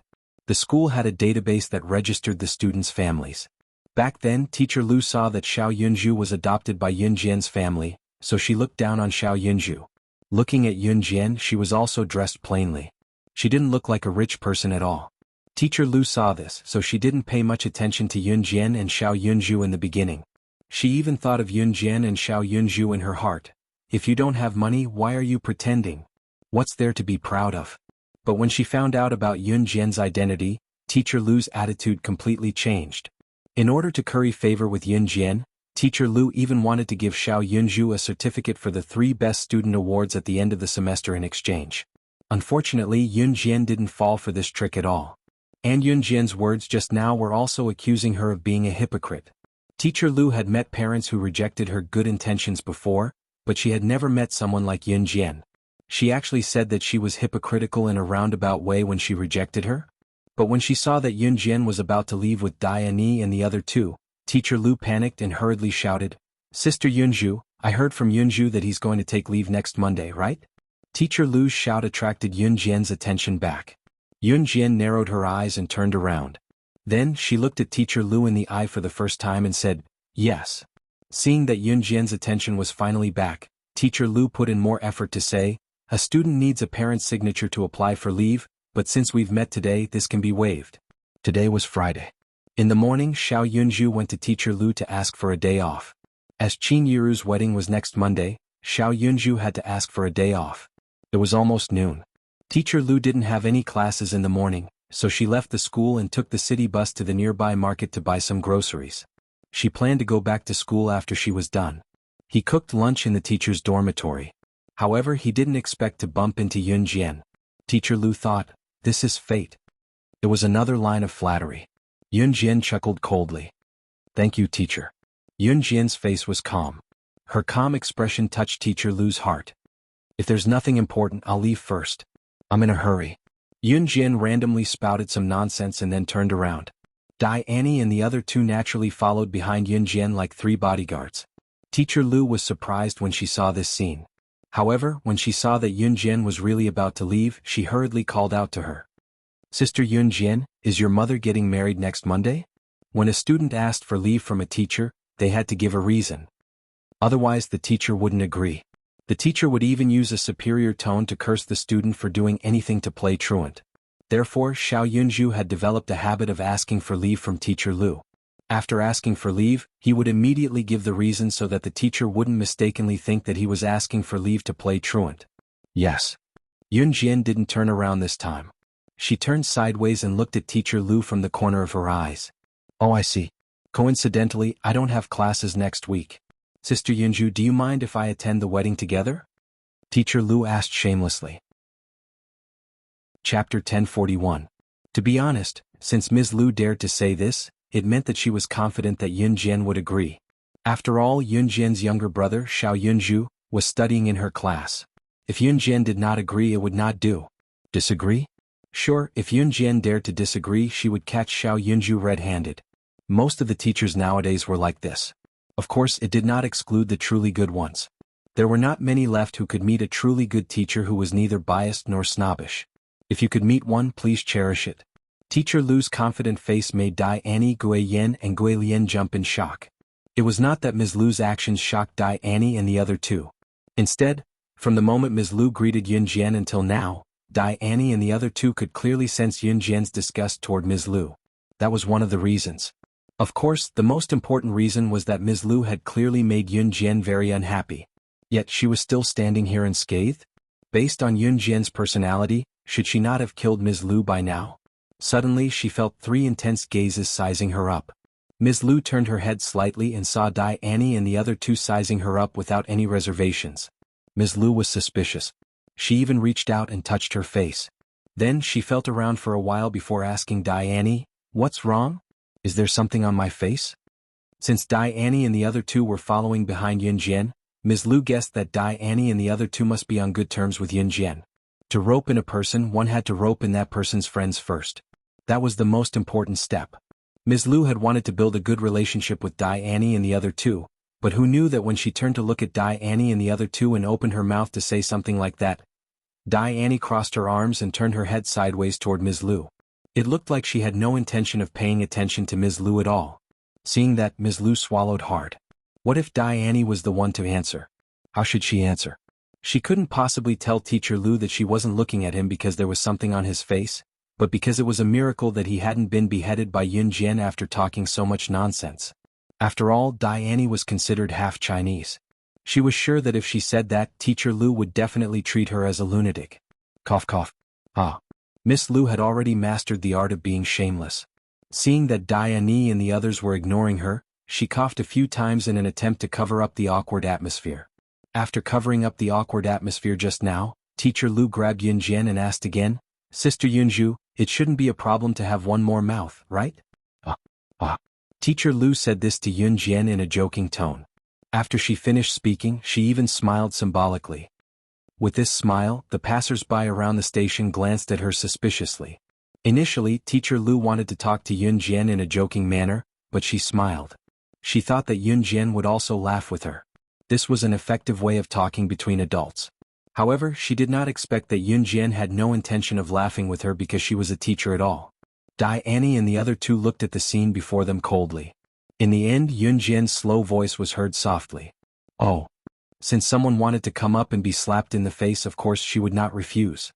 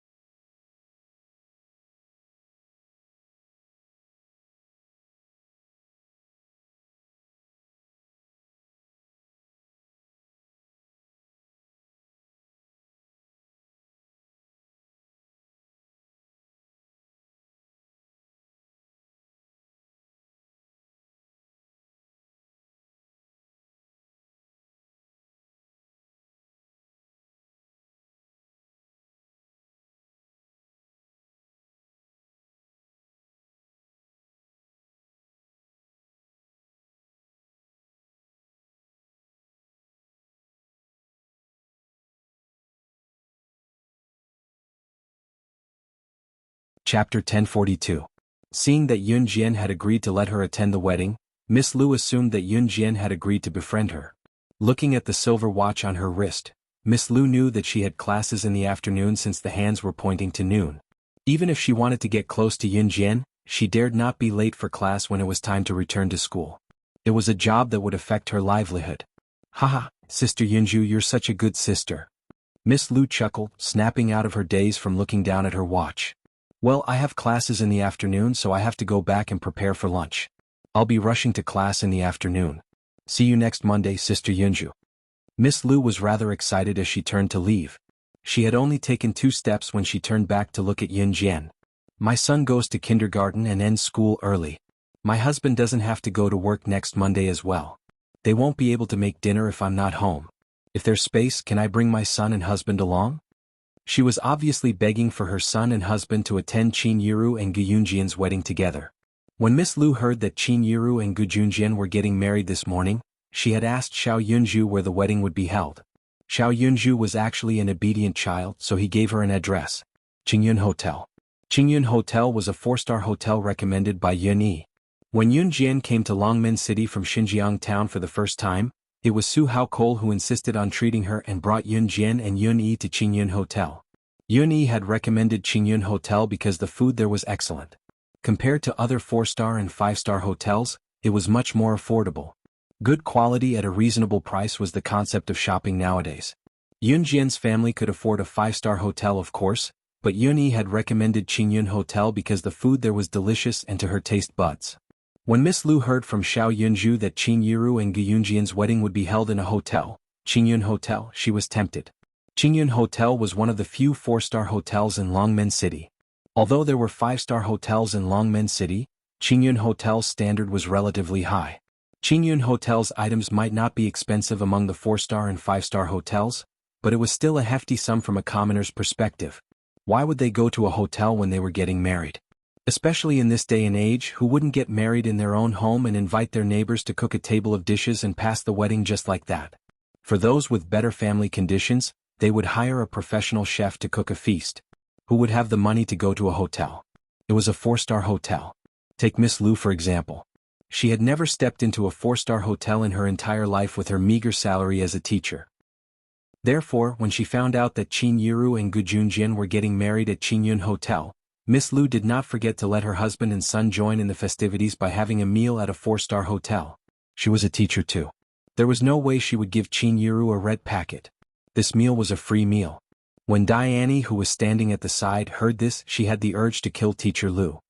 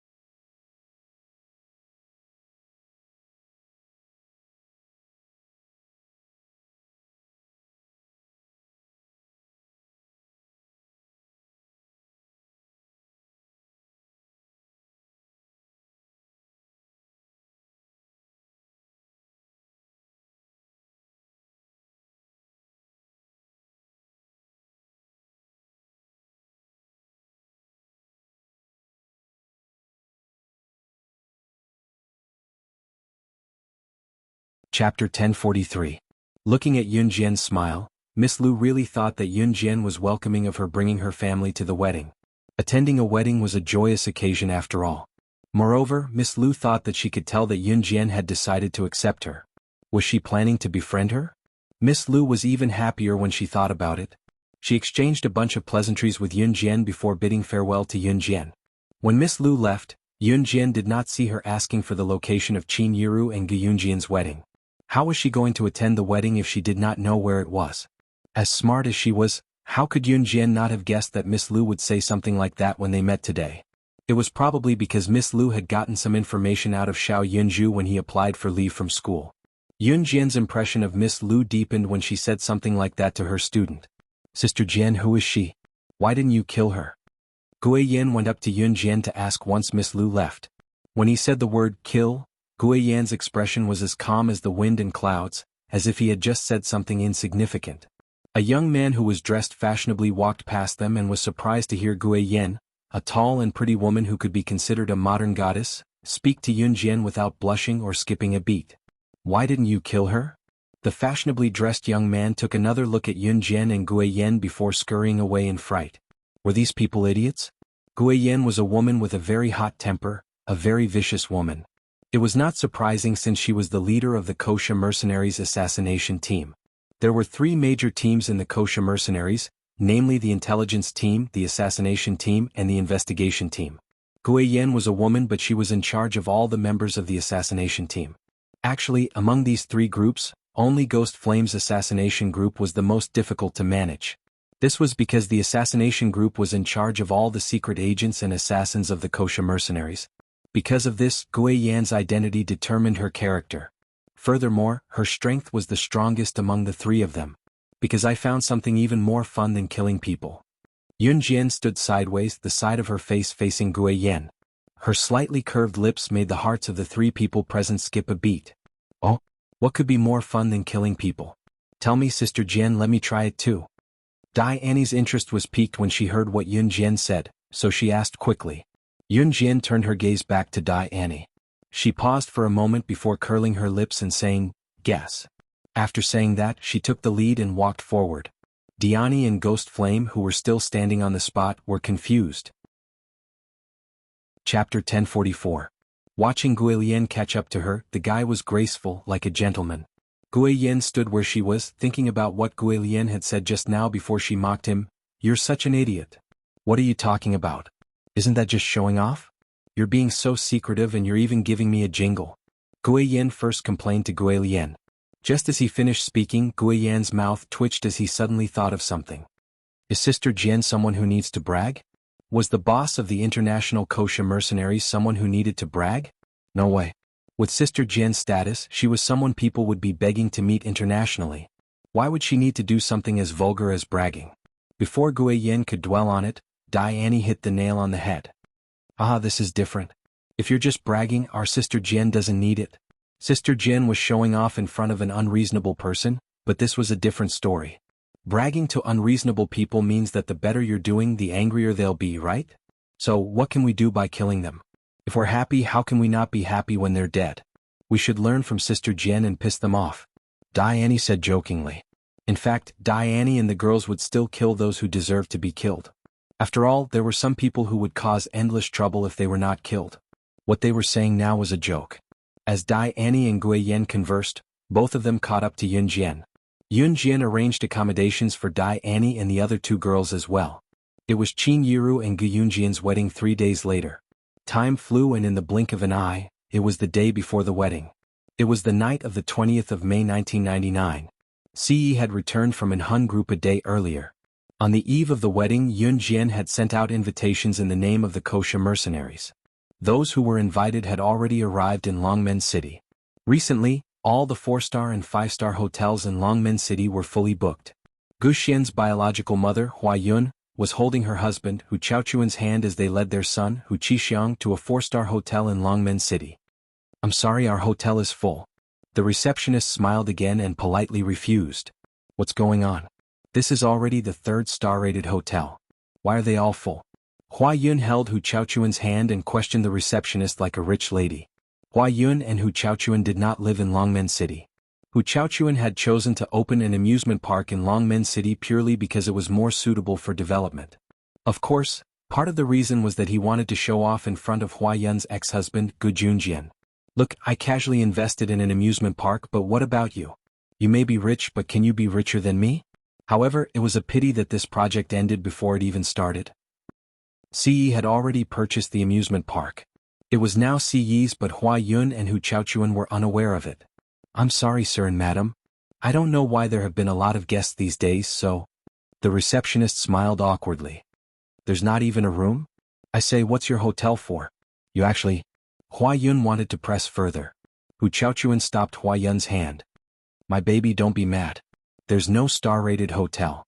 Let's just stay in a normal hotel for a night." Hua Yun's face darkened when she heard that they were going to a low-class place like a normal hotel. In spite of it, Hu Chaochuan quickly made Hua Yun smile again. All right. Snake. Lizard nodded. Raccoon and Fox were twin sisters. Raccoon was the one who came to deliver the Ferrari sports car to Yun Jian in the beginning. Every high-ranking member of the Kosha mercenaries had their own abilities, and each of them had the ability to take the world by storm. Raccoon was best at disguise. Transfiguration could also be referred to as makeup, but the difference was that it was based on makeup, turning a person into another person.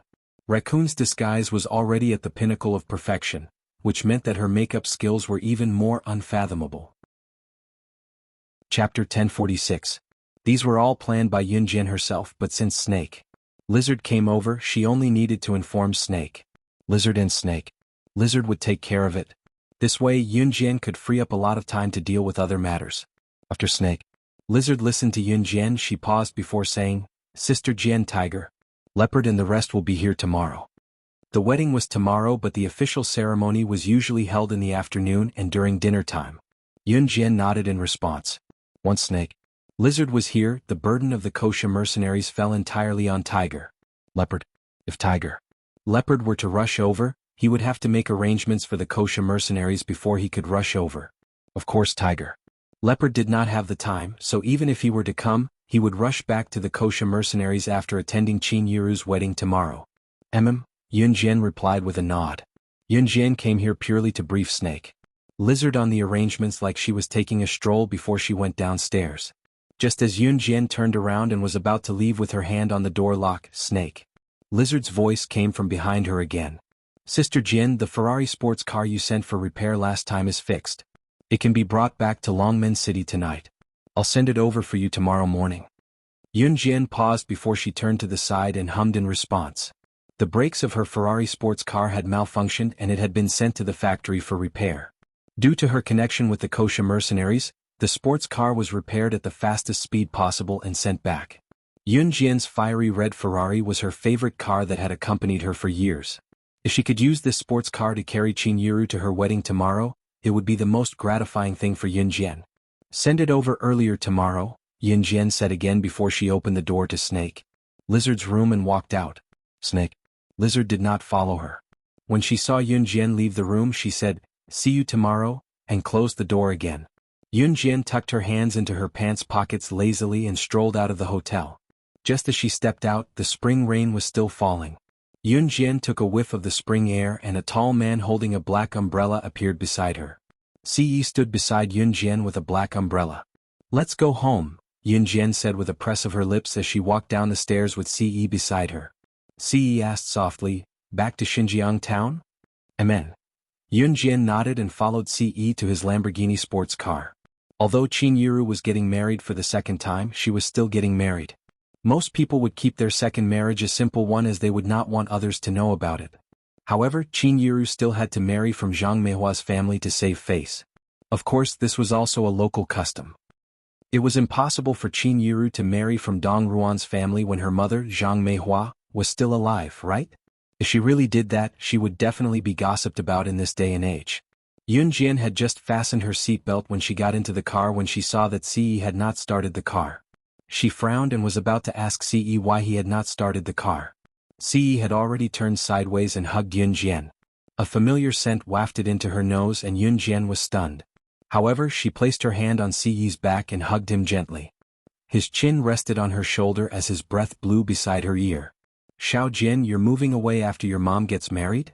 Feeling one of the girl's plump breasts pressed against his chest, Ce moved closer and hugged her as he asked faintly.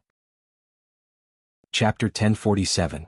There was no way he was going to admit that ever since Qin Yiru and Gu Junjian got together and set a wedding date, they were planning to get married. He was not worried about Qin Yiru being unhappy. Being with Gu Junjian, Qin Yiru was destined to be happy. This was not even within the scope of his concern. Instead, he was worried that Qin Yiru would move to Gu Junjian's place and bring his Xiao Jian along. He had no objections to anything else, but bringing his Xiao Jian along was something he would not agree to. His Xiao Jian had to go to school and they did not have much time to see each other. If Yun Jian moved to Gu Junjian's place, how was he going to openly hug her to sleep? How was he going to see Xiao Jian every day? You're coming too. Yun Jian curled her lips at Si Yi's words and spoke like she was joking. If Si Yi went with her, he would be no different from a live-in son-in-law. Yun Jian chuckled inwardly. She had never tried to embarrass the leader of the world's top assassin organization. She had never heard of anyone who could do so either. Today she was going to make a precedent. Sensing that the woman in his arms was secretly delighted, Si Yi did not expose her. Instead he replied softly, "Okay." Of course he had to go. How dare she plot against him? How could he let her off so easily? As he thought about it, a naughty idea popped up in Si Yi's mind. In the end, Si Yi drove Yun Jian back to Xinjiang town. Qin Yiru, Dong Ruan, Xiao Yunju, and the others were already in Xinjiang town. They would be busy the next morning and there were things that had to be done early in the morning. Qin Yiru was getting married in Xinjiang town, so the day before the wedding she had to stay in the town. However, Adam, Lan Su, and Mo Sen still lived in Dong Ruan's house. After all, Zhang Meihua's house, which was Qin Yiru's elder brother Qin Laiqian's house, did not have so many guest rooms. Si Yi drove the Lamborghini back to Zhang Meihua's house in Xinjiang town with Yun Jian, leaving behind potholes on the cement ground caused by the drizzle. From afar, he could see that Zhang Meihua's house was brightly lit, and there were many people standing in the house. After the car came to a stop, Si Yi got out of the car first. He took out the black umbrella, opened it and walked over to Yun Jian's front passenger seat. He opened the car door and gently shielded Yun Jian from the roof. Then he led Yun Jian into Zhang Meihua's home. There were many people standing in the house. Of course, the important figures whom Yun Jian had invited to attend the wedding in the name of kosher mercenaries were unaware that they were not present. They only knew that on May 21, 1999, at 5 in the evening, a grand wedding was held at Tranquil Harmony Hotel. At the moment there were not only Dong Ruan and Xiao Yunju who were playing in Zhang Meihua's house, but there were also some relatives, friends and neighbors who had come to collect their wedding gifts. Gu Junjian was not present as well. The bride and groom were not allowed to meet on the night before the wedding. This was a custom. "Oh Yiru, I didn't expect you to get married again. Haha, your second marriage partner is a rich man too. You can even hold your wedding in a 4-star hotel. There aren't many daughters in our village who can get married like you. Isn't that so? Our Yiru is so blessed. Her daughter is the director of new crews and her husband is a high-ranking officer in the military." 2 female neighbors from the same village came over to express their goodwill and gave Qin Yiru 50 yuan as a wedding gift before speaking in a slightly jealous and envious tone. Amidst the jubilation, another woman standing not far away spoke to Qin Yiru in an even more jealous and obviously unhappy tone. Chapter 1048.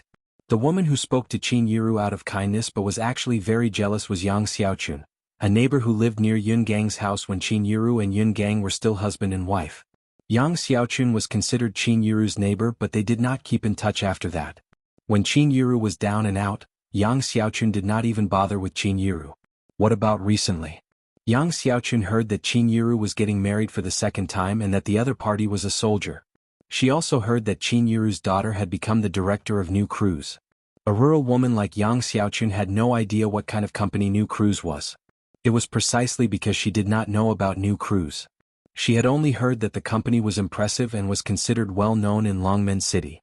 Working in New Crews also paid a lot. That was why Yang Xiaochun reluctantly gave Qin Yiru 20 yuan as a gift and wanted to get closer to Qin Yiru. There were always people in this world who thought that they were very close to you and wanted to give you a 20 yuan gift. After giving you the money they would be good friends again.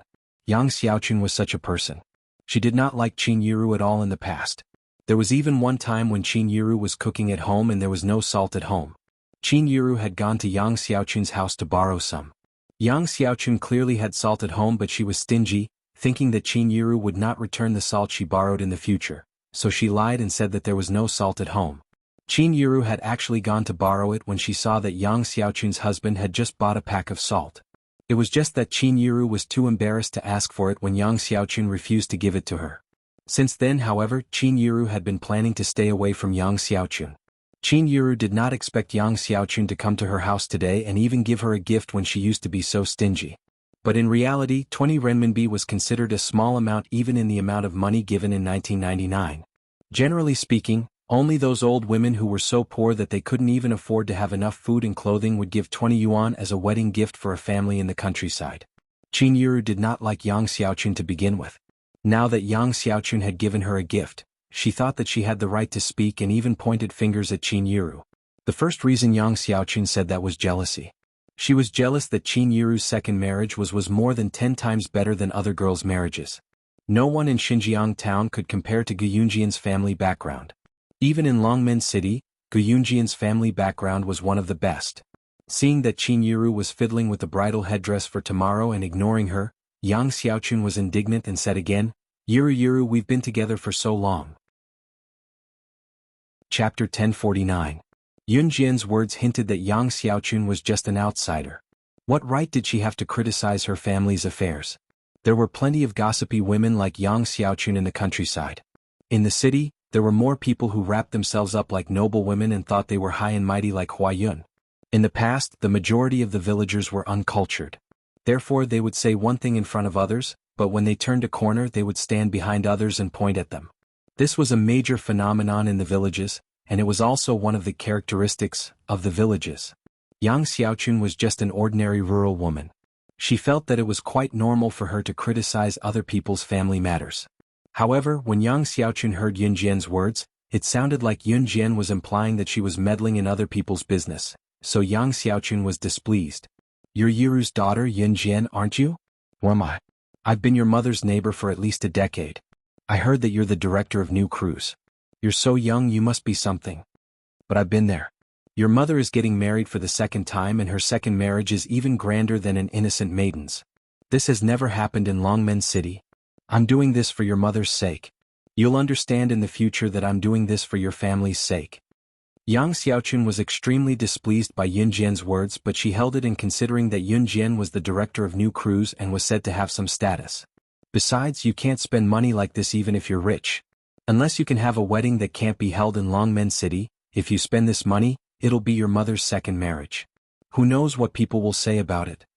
When Yang Xiaoqun saw that Yunjian did not say anything, she thought that she had convinced Yunjian.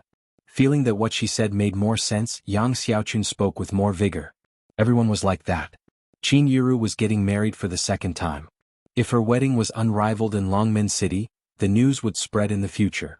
Qin Yiru's second marriage would be said to be a stroke of good fortune. Because this was a height that others couldn't reach, even if they were jealous. But tomorrow's wedding was just a meal at a 4-star hotel. Although it was a big deal, a lot of people would be jealous. Some people even felt that Qin Yiru's family had only made a little money, and they were already proud of it. These two concepts were completely different. Of course, Yang Xiaoqun did not say this out of consideration for Qin Yiru. She was just jealous. She was jealous that Qin Yiru could find such a good man in her second marriage. If she really saw Qin Yiru get married tomorrow, she would definitely feel very uncomfortable in her heart. Moreover, Yang Xiaoqun had said, unless you guys can arrange a wedding that no one in Longmen City can do. Yang Xiaoqun was not the only one who did not believe that Qin Yiru could arrange such a wedding. Everyone present, including Qin Yiru herself, did not believe that it could be done. You don't have to worry about what others say. I really believe that you're thinking for my family now that you can leave this place. Yunjian stood in front of Ce, looking at Yang Xiaoqun with her arms crossed and a slight scorn in her eyes. Everyone present could clearly hear the intention of sending them off between the lines. You. Yang Xiaoqun's breath hitched at Yunjian's words this time. She pointed at Yunjian in exasperation and could not hold herself back from shouting. I'm thinking for your family. You actually... Great. Chapter 1050. With that, Yang Xiaoqun stormed off in a huff. Just as she stepped out of Zhang Meihua's house, Yang Xiaoqun muttered inwardly, I must pay back with interest when I go to a 4-star hotel for dinner tomorrow. Oh right, she would have to bring her husband and child along when the time came. Moreover, she had only paid 20 yuan as a share. It was definitely worth it for the three of them to dine in a 4-star hotel. After Yang Xiaoqun left, there were a few women standing by the side. Although they were a little envious of Qin Yiru for marrying so well in her second marriage, it was only in their hearts. Their expressions and words were still blessings. Yiru, we don't like Yang Xiaoqun in the first place. Don't stoop to her level. One of the women told Qin Yiru. As the woman spoke, she turned to Yunjian, her gaze brimming with charm. Yiru is her daughter. Don't hold it against someone like that. It's not worth it if you hurt yourself for someone like that. As it turned out, after Yang Xiaoqun left, the atmosphere took a turn for the better. Hey Yiru, is this your son-in-law? He's so handsome. I've never seen such a handsome young man in my life. As they chatted, the women shifted the topic to Yunjian and Ce. The woman who knew how to charm just now was looking at Ce and fawning over Qin Yiru. Everything else aside, the woman was sincere in praising Ce's good looks. Qin Yiru was delighted to hear the woman's words. Since Ce and her daughter were already acting like this, Qin Yiru wanted to agree as well. However, Ce beat her to it and told the woman, "Xiao Jian is mine." Ce's reply was swift, as if he was afraid that others would not know that Yunjian was his. When the group of women and old ladies heard this, they all laughed happily and made fun of her. The night passed quickly. The next day arrived as promised. At 5 o'clock in the morning, Yunjian had already gotten up when the sun had just risen. On the morning of May 21, 1999, the sun rose with a smile. Last night it was still drizzling and the night breeze was chilly. On the morning of the 21st, the sky was completely clear. White clouds even appeared on the horizon in the morning, indicating that it was going to be a sunny day. Hurry up and prepare breakfast. After breakfast, we can prepare lunch to welcome the wedding team. Some neighbors came to help and started to get busy. Dinner was eaten in a 4-star hotel, but lunch was ordered in a large pot of rice. There were many customs for marriage in the countryside. For example, what time the dowry should be delivered to the groom's house, and what time the bride should be delivered to the groom's house. At this moment in Qin Yiru's room, Yunjian stood in front. Qin Yiru sat in front of a simple dressing table. There were a few women standing beside her. One of them was Yang Xiaoqun from yesterday. Raccoon was squatting on the floor and organizing her makeup box that was several layers thick. She had yet to put on Qin Yiru's makeup. The makeup box was actually used by Raccoon to disguise people. Raccoon had a baby face, so she looked very young. She looked like she was only 15 despite being 25 years old. Watching Raccoon squatting on the floor and organizing the makeup box, Yang Xiaoqun's untimely voice rang again. How old is this girl? Does she really know how to put on makeup? Watching Raccoon take out various items from the makeup box skillfully, Yang Xiaoqun was reminded that she did not know anything, so she spoke sourly again. Chapter 1051. Despite what Yang Xiaoqun had said yesterday, she did not plan to fall out with Qin Yiru and Yunjian. After all, Qin Yiru was going to marry a rich man and Yunjian was the director of new crews now. She dared not offend someone of such high status. Yang Xiaoqun felt that everything she said was reasonable and she had a confidence that she did not know where it came from. She felt that she was right. More importantly, she felt that in the end, even Qin Yiru and Yunjian would agree with her point of view and treat her differently. They might even see her as their savior. It was also this concept that made Yang Xiaoqun even more firm in his beliefs. Because of this, Yang Xiaoqun came here early in the morning. Half squatting on the ground, Tanuki fiddled with her makeup box sparsely. Listening to the incessant chatter, she resisted the urge to kill Yang Xiaoqun and the group of chattering women and spoke to Yunjian. Why are you here? Sister Jian, I need a quiet environment. Once Tanuki said that, Yunjian knocked on the door casually and ordered Yang Xiaoqun and the chattering women to leave. My mom needs makeup. Get out. She was not asking them to leave but ordering them to do so in a commanding tone. The chattering women, including Yang Xiaoqun, were stunned by Yunjian's firm tone. After all, girls were usually gentle and quiet. None of them were like Yunjian, who would order people around the moment she opened her mouth. In spite of it, considering that Yunjian was the director of new crews, she was different in certain matters. Thus, the women went down the stairs while chattering. Yang Xiaoqun, on the other hand, was a typical blabbermouth among the rural women. Once she heard Yunjian's imposing words and saw the other women around her walking down the stairs, she grumbled as she followed them down the stairs. What's wrong with you? Oh my, what's with this person? It's a big day today. Forget that she didn't listen to me when I gave her some suggestions, she even chased us out. Say Yiru's daughter has quite the temper. She's earning a lot now, but with her temper, who would dare to marry her in the future? Yang Xiaoqun had left in a huff yesterday, so she did not hear Ce saying that Xiao Jian was mine. The women around her glanced at Yang Xiaoqun from the corner of their eyes but did not respond to her. Inside the room, Qin Yiru, who was already dressed in her wedding gown, sat in front of the dressing table. Yunjian told Tanuki before closing the door and going downstairs. Downstairs was already bustling with activity. Zhang Meihua wanted to please Yunjian now, so she hired many old women to help with the wedding. Most of the people downstairs who came to help had already started eating breakfast. After breakfast, they busied themselves with lunch and sent the dowry to the groom's house first after the bridal escort team came over for lunch. Chapter 1052. Qin Yiru was already in her 40s. She had spent her entire life worrying about Yun Jian and Yun Yi. In the first half of her life she had to support the Yun family. Her youthful beauty had long turned into calluses and wrinkles on her hands, as well as a plump rural woman. However, ever since she divorced Yun Gang and escaped from the huge fire pit that was the Yun family, Qin Yiru had completely changed. Her originally yellowish skin, which was due to overwork, had also turned fair. More importantly, Qin Yiru had been going jogging in the park these days. Now that she no longer had a job, she was living a comfortable life. More importantly, she no longer had to work hard. When a person's body and mind were comfortable, their weight would naturally decrease. Qin Yiru's current weight and appearance were both quite good. In addition, Qin Yiru's facial features were very good, which Yun Jian had inherited from her. Therefore, there was also Raccoon's exquisite makeup skills. Qin Yiru, who came down from the stairs, had on natural makeup. That simple and elegant makeup made it seem as if she was born with it. At first glance, her snow-white wedding dress outlined her graceful waist that had recently lost weight. No matter from which angle one looked at her, she was so beautiful that one could not take their eyes off her.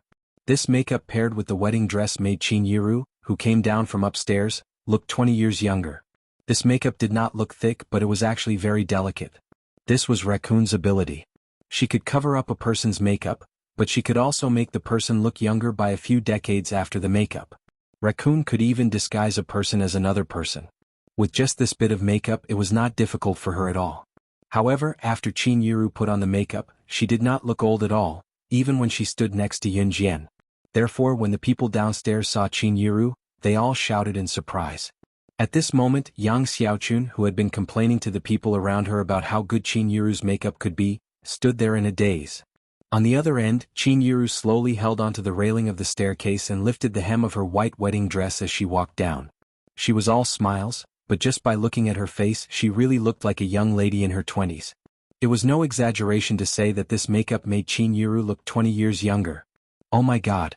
Was this really Yiru? This was simply 20 years younger. The group of gossipy women who were standing there were all dumbfounded. They stood there in a daze, not knowing what to do. It wasn't that they were ignorant, but the impact of this makeup was too great. There wasn't a single person present who wasn't shocked. Among them, the one with the worst expression was Yang Xiaochun, because before this she had been criticizing Raccoon's makeup skills. What about now?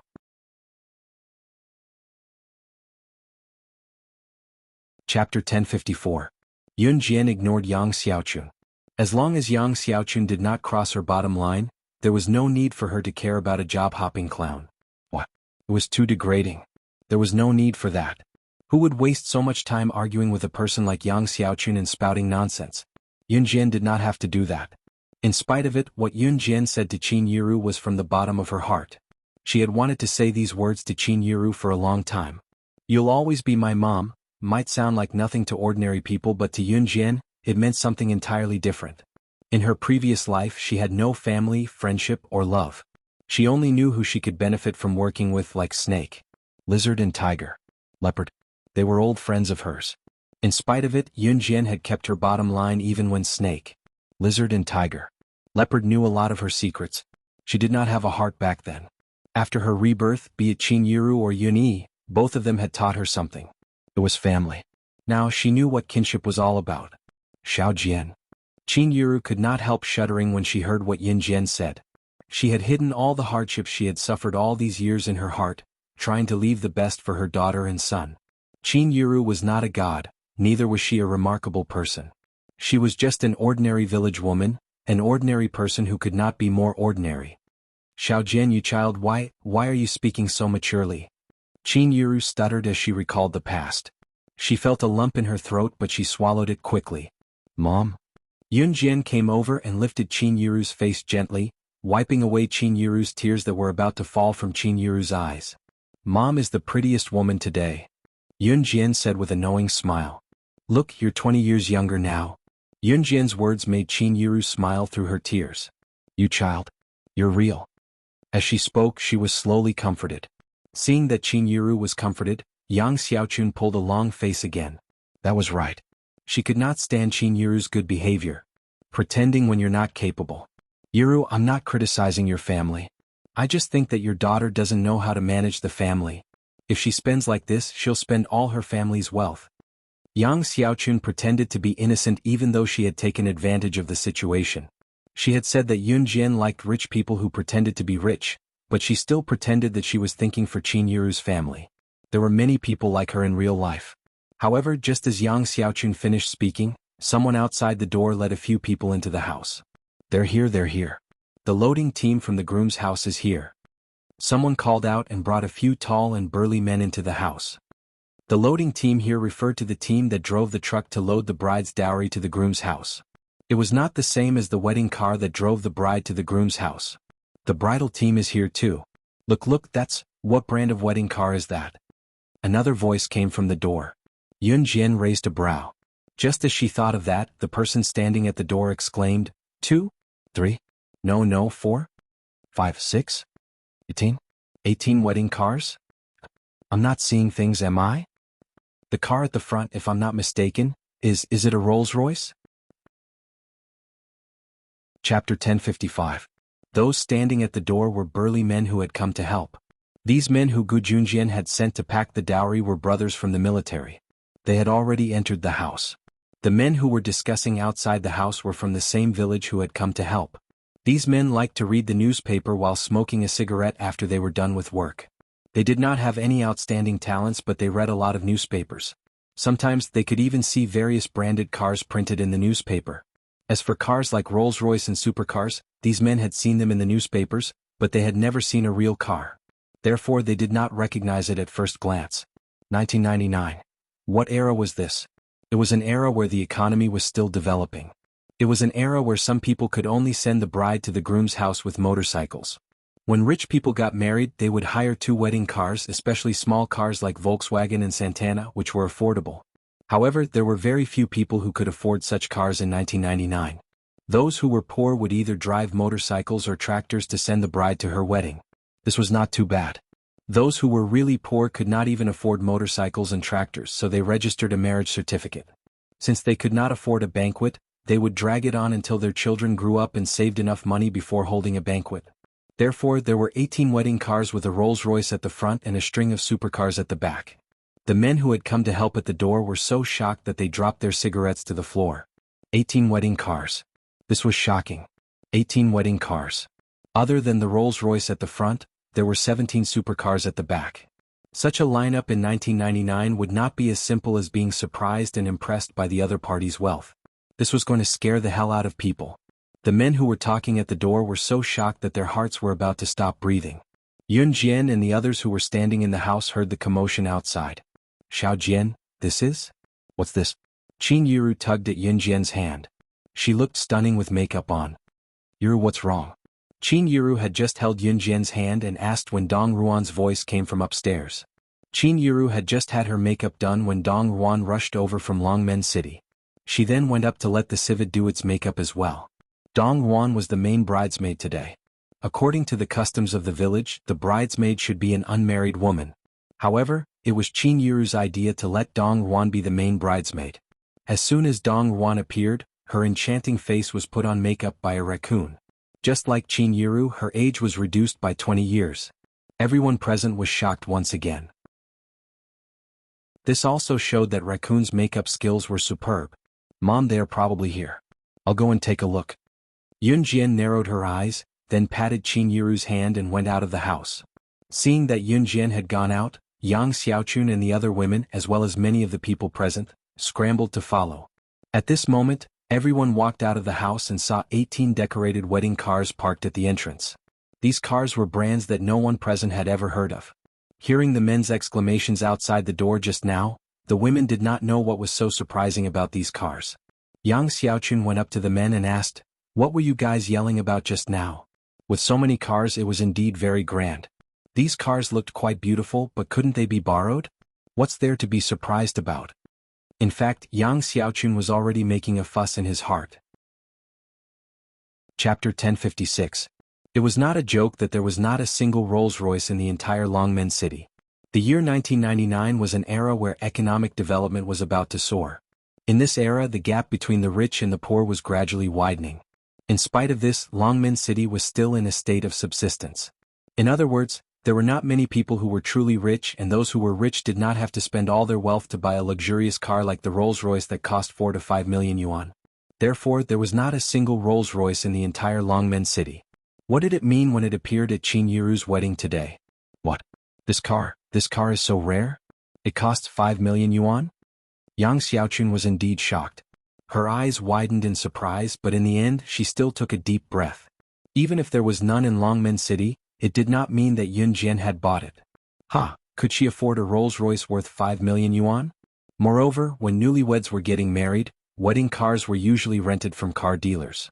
Ordinary families would borrow cars from people in the same village or their relatives or friends who owned cars. After the wedding, they would give a big red packet to their friends and relatives who had lent the car to them or people from the same village. Yang Xiaochun naively thought that the Rolls-Royce was rented by Yun Jian. But I think this car was rented from somewhere else? It costs 5 million yuan? How could she afford it? Yang Xiaochun grumbled inwardly. Just as she finished speaking, the burly man beside her glanced askance at Yang Xiaochun like he was looking at an ignorant and illiterate person. Rolls-Royce? Where did you rent it from? There are so many rich people in Longmen City, but we don't even have one. There was a pause before he continued. Besides, didn't Qin Yiru's daughter start New Cruise? Are you stupid? The company she owned, New Cruise, was a company that sold cars. It earned tens of millions of yuan in profit every year. She can earn so much in a year by selling cars in her own company. She can buy it herself. It's nothing. The burly man's words hit Yang Xiaochun right where her heart was. Yang Xiaochun thought that Yun Jian's New Cruise was a small company at most. However, never in her wildest dreams would she have thought that Yun Jian's New Cruise was a car seller. Annual profits of at least tens of millions? Was this a joke? A company like this could be ranked in the entire Longmen City? No, in the entire Zhe province. Oh my god. Why did she talk to Yun Jian like that before? Yang Xiaochun was filled with regret. Just as Yang Xiaochun was filled with regret, Ce got out of the black Lamborghini sports car. His tall and handsome figure attracted the attention of countless girls and women. However, his eyes were fixed on Yun Jian the whole time as he walked towards her. Chapter 1057. Ce was different from the usual guys. If he were a normal guy, he would probably be standing in front of the crowd to show off these 18 luxury cars proudly. His bragging would probably reach the heavens. Any youth in their adolescence or in their 20s would have a competitive mentality. Some young guys would even think that they had hit the jackpot and flaunt their prowess in front of the older generation, as if they were part of the new generation's fashion trend. The more handsome a person was, the more pretentious they were. Ce, however, was the complete opposite. There were so many sports cars parked behind him and he was the one who drove them here, but he had no intention of showing off. Instead, he went to Yun Jian and spoke with such sincerity that it stirred her heart. There wasn't the slightest bit of sweet talk in these words, but it was enough to let everyone present feel his heart. His feelings for Yun Jian. Yun Jian's hand was gently held by Ce and her heart fluttered when she heard his words. Yun Jian did not act pretentiously in front of everyone. Looking at Ce, she finally nodded in agreement. It was undeniable that Yun Jian was tempted. Good. Adam, who was here to spoil the mood, suddenly clapped his hands and cheered at this crucial moment. However, before Adam could finish his words, Mo Sen, who was beside him, raised his hand and knocked on his head. The corners of Adam's lips twitched before he shut his mouth. Adam had fully recovered from his injuries and Lan Su did not need to support him anymore. Adam clapped his hands because he was excited just now. Their young master was planning to marry a young mistress. This was great. And Hun Group had a successor. However, Adam had no idea how much he had spoiled the mood with his action just now. Mo Sun could not be blamed for giving Adam a head-on blow. No one saw how pale Yang Xiaochun's face was at this moment. She had thought that Yun Jian was just the boss of a small company. After all, it was already an impressive feat for an underage girl to be the boss of a small company in this day and age. If Yun Jian was only the boss of a small company, she could only stand out among her peers and could not compare to the big bosses of Longmen City. However, she had just found out that Yun Jian's company was actually one of the top companies in Zhe province. More importantly, the Rolls-Royce that cost 5 million was actually Yun Jian's. Most importantly at this moment, there was such an outstanding man who used a method that all women in the world would be envious of to confess to her in front of everyone. Yang Xiaochun also admitted that he was jealous. The bride is out. The bride is coming out. Just as Yang Xiaochun was clenching his fists in jealousy, someone shouted excitedly. Qin Yiru heard the noise outside so she just came out to take a look. After all, it was not time to send the bride off yet. Chapter 1058. Out of the 18 wedding cars, one was a Rolls-Royce while the other 17 were supercars. All 18 of them were Yun Jian's dowry to Qin Yiru. This was the dowry that this girl who was not even 18 had given to her mother. Everyone present was stunned. At this moment, it was as if a huge wave had struck their hearts and they were filled with terror. It was just a Rolls-Royce, but it cost no less than 5 million Chinese yuan. 5 million Chinese yuan. To the people in 1999, in an era where wages were not high, such a dowry was rare even in the whole of country Z, let alone Longmen City. Even those rich and powerful families would not be able to do this. All of this was done by an underage girl who was not even 18 yet. Yang Xiaochun was indignant just now. That was why she had told Qin Yiru in such a tone that other than the first Rolls-Royce being Yun Jian's, the rest were rented. In spite of it, Yang Xiaochun had no idea how she had gotten her hands on the Rolls-Royce and the other supercars. It was just her jealousy that made her say what she did just now. Yun Jian's words came after she had spoken. This feeling was as if her mask had been pierced right in front of her face, making Yang Xiaochun lose all face in front of the crowd. As a result, Yang Xiaochun's complexion instantly paled. Her complexion was terrifyingly pale. What? Xiaojian, what are you talking about? These cars. Qin Yiru was from a village after all. Although she had gradually accepted the fact that Yun Jian was New Cruise's director, the scene before her still frightened her. Mom, these are just a part of it. Yun Jian moved her hand away from Si Yi's and placed it gently on Qin Yiru's shoulder before looking at Qin Yiru and telling her seriously. She paused and added, "You don't have to care about the rest. You just need to know that you're the most beautiful bride in the world today." Yun Jian knew what Qin Yiru was going to say. There were so many luxury cars and supercars. Qin Yiru must be worried that Yun Jian had used New Cruise's funds and that Yun Jian would put New Cruise in a dilemma just to make herself look good. Mothers would always think about their children's future, but sometimes children couldn't think about their own mothers. In spite of it, when Qin Yiru saw her daughter being so considerate of her, she was instantly embraced by the love of kinship. She was truly comforted. Huh. Why are there 2 wedding cars coming from that direction? These cars, what brand are they? Why haven't I seen them before? Someone suddenly pointed into the distance and asked. Everyone's gaze turned to the direction the person was pointing at. 2 sports cars that were even more luxurious than the supercars were slowly making their way over from the corner. Mom, there are a total of 20 wedding cars today. Of the 2 cars behind, the red one is mine. Chapter 1059. These burly men were all from the countryside, but they had seen many reports about famous cars in the newspapers. Men usually loved toys like toy guns and racing cars when they were young, and they loved sports cars when they grew up. Therefore, when the burly men saw the Ferrari and Lamborghini limited edition sports cars slowly driving in, they were so scared that their eyeballs almost popped out. Yun Jian and Si Yi's cars did not make an appearance earlier because the previous 18 cars were Yun Jian's dowry for her mother, Qin Yiru. As for the 2 limited edition sports cars that came later, they belonged to Yun Jian and Si Yi. Yun Jian had been planning this for a long time. She planned to send Qin Yiru off to her wedding with her beloved cars that had been with her for 2 lifetimes in a grand manner. The few big men knew that the Ferrari and Lamborghini were expensive, but some of the women around them didn't know at all. From the outside, these 2 sports cars were indeed much better looking than the previous 18 cars. However, what was a limited edition flagship? They did not understand. Hey, what do you mean by a limited edition flagship? What's this about only being sold in the world? Yang Xiaochun went to one of the men to ask, since she did not understand. She had taken too many blows, but she did not believe that Yun Jian could give her another round of blows. Yang Xiaochun was only a village woman. She did not know much and had probably only been to Longmen City once or twice in her life. The number of times she had been there could not be more than that on one hand. In addition, she had stayed in Xinjiang town for so long and had nowhere to ask. How could she possibly know what a limited edition flagship was? Oh my! You don't even know what a limited edition is. The man glanced at Yang Xiaochun like she was a country bumpkin and said. He paused again before he began to explain slowly, a limited edition product. The manufacturer only sells a few of the same product.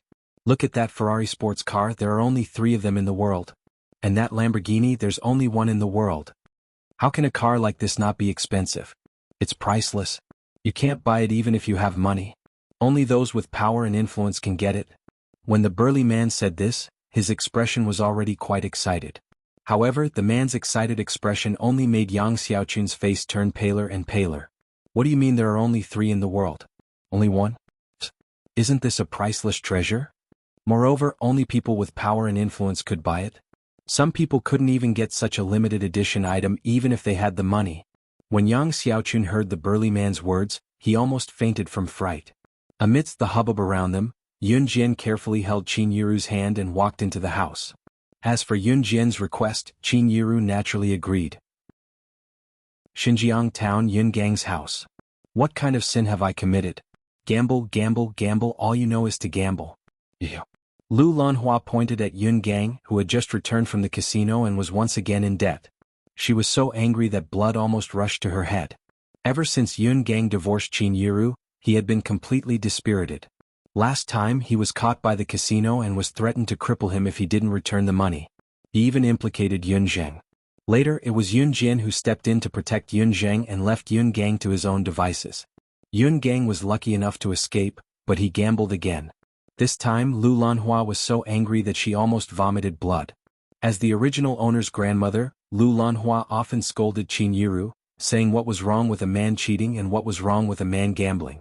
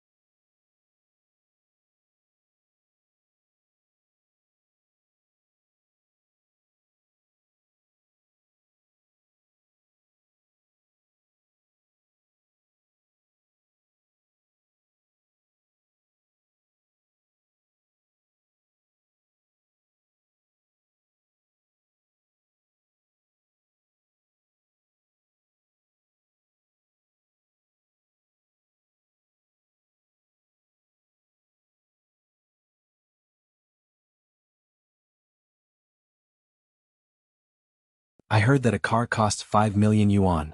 Also, the red carpet from Zhang Meihua's house all the way to the groom's house is 30 to 40 kilometers long. How much did that red carpet cost?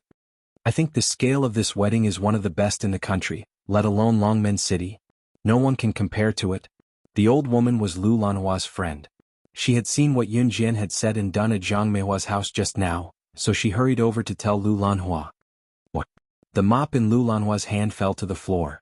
She clenched her teeth and spat out a few words before dashing out of the house to Zhang Meihua's house, which was also the wedding venue. Chapter 1061.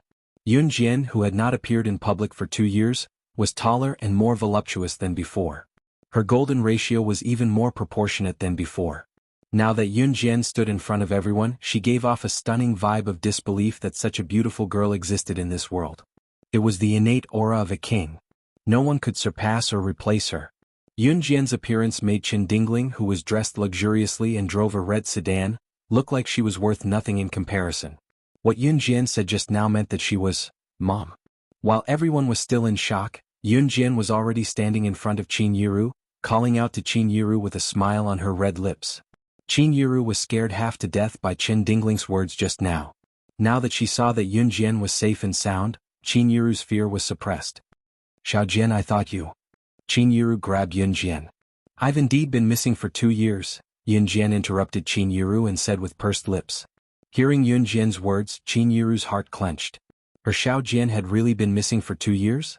Why did she not know about it? Dad must have kept it from you because he didn't want you to worry. Besides, he's been sending people to look for me in the dark for the past 2 years, Yunjian added quickly, afraid that Qin Yiru would misunderstand Gu Junjian. With these few words, Qin Dingling's plan to make Qin Yiru misunderstand Gu Junjian fell apart. At this moment, Qin Dingling's expression was extremely ugly. Now Qin Yiru's daughter was back.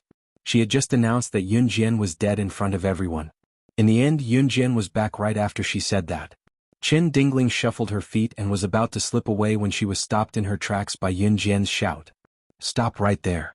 Yunjian's voice carried an absolute aura, stunning Qin Dingling, who was about to flee. Do you need me to send you to hell if you wish for someone to be dead so much? Yunjian's frightening voice rang out, causing Qin Dingling to sweat from her forehead. Qin Dingling's makeup was ruined by her sweat. Since you know that I've been to a hunting school, I don't mind telling you that I can kill people, Yunjian said with a smirk. Qin Dingling was so scared that she scrambled out of the flower shop. Qin Dingling, who had been envied by everyone just now, was now rolling and crawling away as if she had been injected with chicken blood. Yunjian was in a good mood, so she did not make a fuss. Yunjian had a lot to tell Qin Yiru since she had just gotten home. Mom, let's go home, Yunjian said to Qin Yiru. Oh, okay. Qin Yiru answered. Qin Yiru cooked a sumptuous dinner that filled Yunjian to the brim. Gu Junjian rushed home when he heard that Yunjian was back. Gu Junjian breathed a sigh of relief when he saw that Yunjian was back safe and sound. Chapter 1062. This time Lu Lanhua was not here to curry favor with Yunjian or Qin Yiru. This was because Lu Lanhua knew that she had also tried to curry favor with Yunjian or Qin Yiru, but had failed. A person's jealousy was often terrifying. When a person set her eyes on something, she could not have it, but she could see others having it. She could even see others having something that she could never have in her lifetime. She felt that since she was done for, since she could not have it, she would destroy it. If she did not have it, others would not have it easy either. Lu Lanhua was such an old woman. Hence, when she rushed in, she had long forgotten about Yunjian's capabilities, and had also long forgotten about Yunjian's abilities. The surrounding crowd watched as Lu Lanhua overturned several round tables. They watched as Lu Lanhua screamed and hooted like a madwoman. Yunjian's petite figure leaped out of the room. She was as fast as lightning, and after flying out of the room, she swept past the crowd. In just a few breaths, she had already appeared in front of Lu Lanhua. At this moment, Lu Lanhua was standing in front of a round table, about to lift the table's glass turntable and smash it. A pair of petite hands gently touched the table's glass turntable. Yunjian's hand gently pressed down on the table's glass turntable, preventing Lu Lanhua from lifting it and smashing it to the ground. Lu Lanhua felt that the table's glass turntable was a little heavy. When she raised her head and looked in the direction of gravity, she saw Yunjian's hand pressing down on the table's glass turntable. You. Lu Lanhua was just about to spit out some vulgar words, but before she could say anything, smack. A jade-like hand came in front of Lu Lanhua, and in front of everyone ruthlessly slapped Lu Lanhua's wrinkled face. Lu Lanhua was very dark, almost close to being black. She was also very ugly, and her nostrils were twice the size of a normal person's, and her nose was flat. What was even more ferocious were the wrinkles on her face, and the wrinkles on her face made one's hair stand on end. Lu Lanhua was ugly, but she liked to dress very fashionably. It could be said that she was Xinjiang town's most fashionable old lady who loved to dress up. Lu Lanhua screamed and fell to the ground after being slapped by Yunjian. In spite of it, Lu Lanhua was famous for being a tomboy in Xinjiang town. She was unusually strong as well, so she scrambled up like a madwoman after she was knocked to the ground and could not stop herself from yelling crazily. Damn bitch, I'm your grandmother. How dare you lay your hands on your grandmother? You be asterisk tis. I'll kill you. I'll kill you. Lu Lanhua shouted and rushed to the side. She picked up a long bamboo pole and rushed towards Yunjian. The bamboo pole was in Lu Lanhua's hand and was about to stab Yunjian. Si was standing nearby. Someone could not help exclaiming when they saw her. Meanwhile, the surrounding people who were exclaiming saw Yunjian walking toward Lu Lanhua, who had been flung away. Lu Lanhua's behavior earlier made everyone extremely disgusted. At this moment, no one reached out to save her. They even felt relieved when they saw Lu Lanhua being kicked away by Yunjian. After all, Lu Lanhua's character in Xinjiang town was exceptionally bad. She even quarreled with someone. At this moment, Yunjian strolled toward Lu Lanhua. She walked slowly to Lu Lanhua and kicked Lu Lanhua's abdomen before Lu Lanhua rolled and tried to stand up. Then she bent over slightly and stared straight at Lu Lanhua with her murderous eyes. As she spoke, she even reached out to pat Lu Lanhua's cheek. You're tuning in to the Han Li's Wuxia Chronicles YouTube channel. We're so grateful for your support, and don't forget to subscribe to join us on this incredible journey through captivating stories. Your generosity through donations truly makes a world of difference, as it's the primary source of revenue that allows me to expand and enhance this channel for you. Thank you from the bottom of my heart for being a part of this adventure.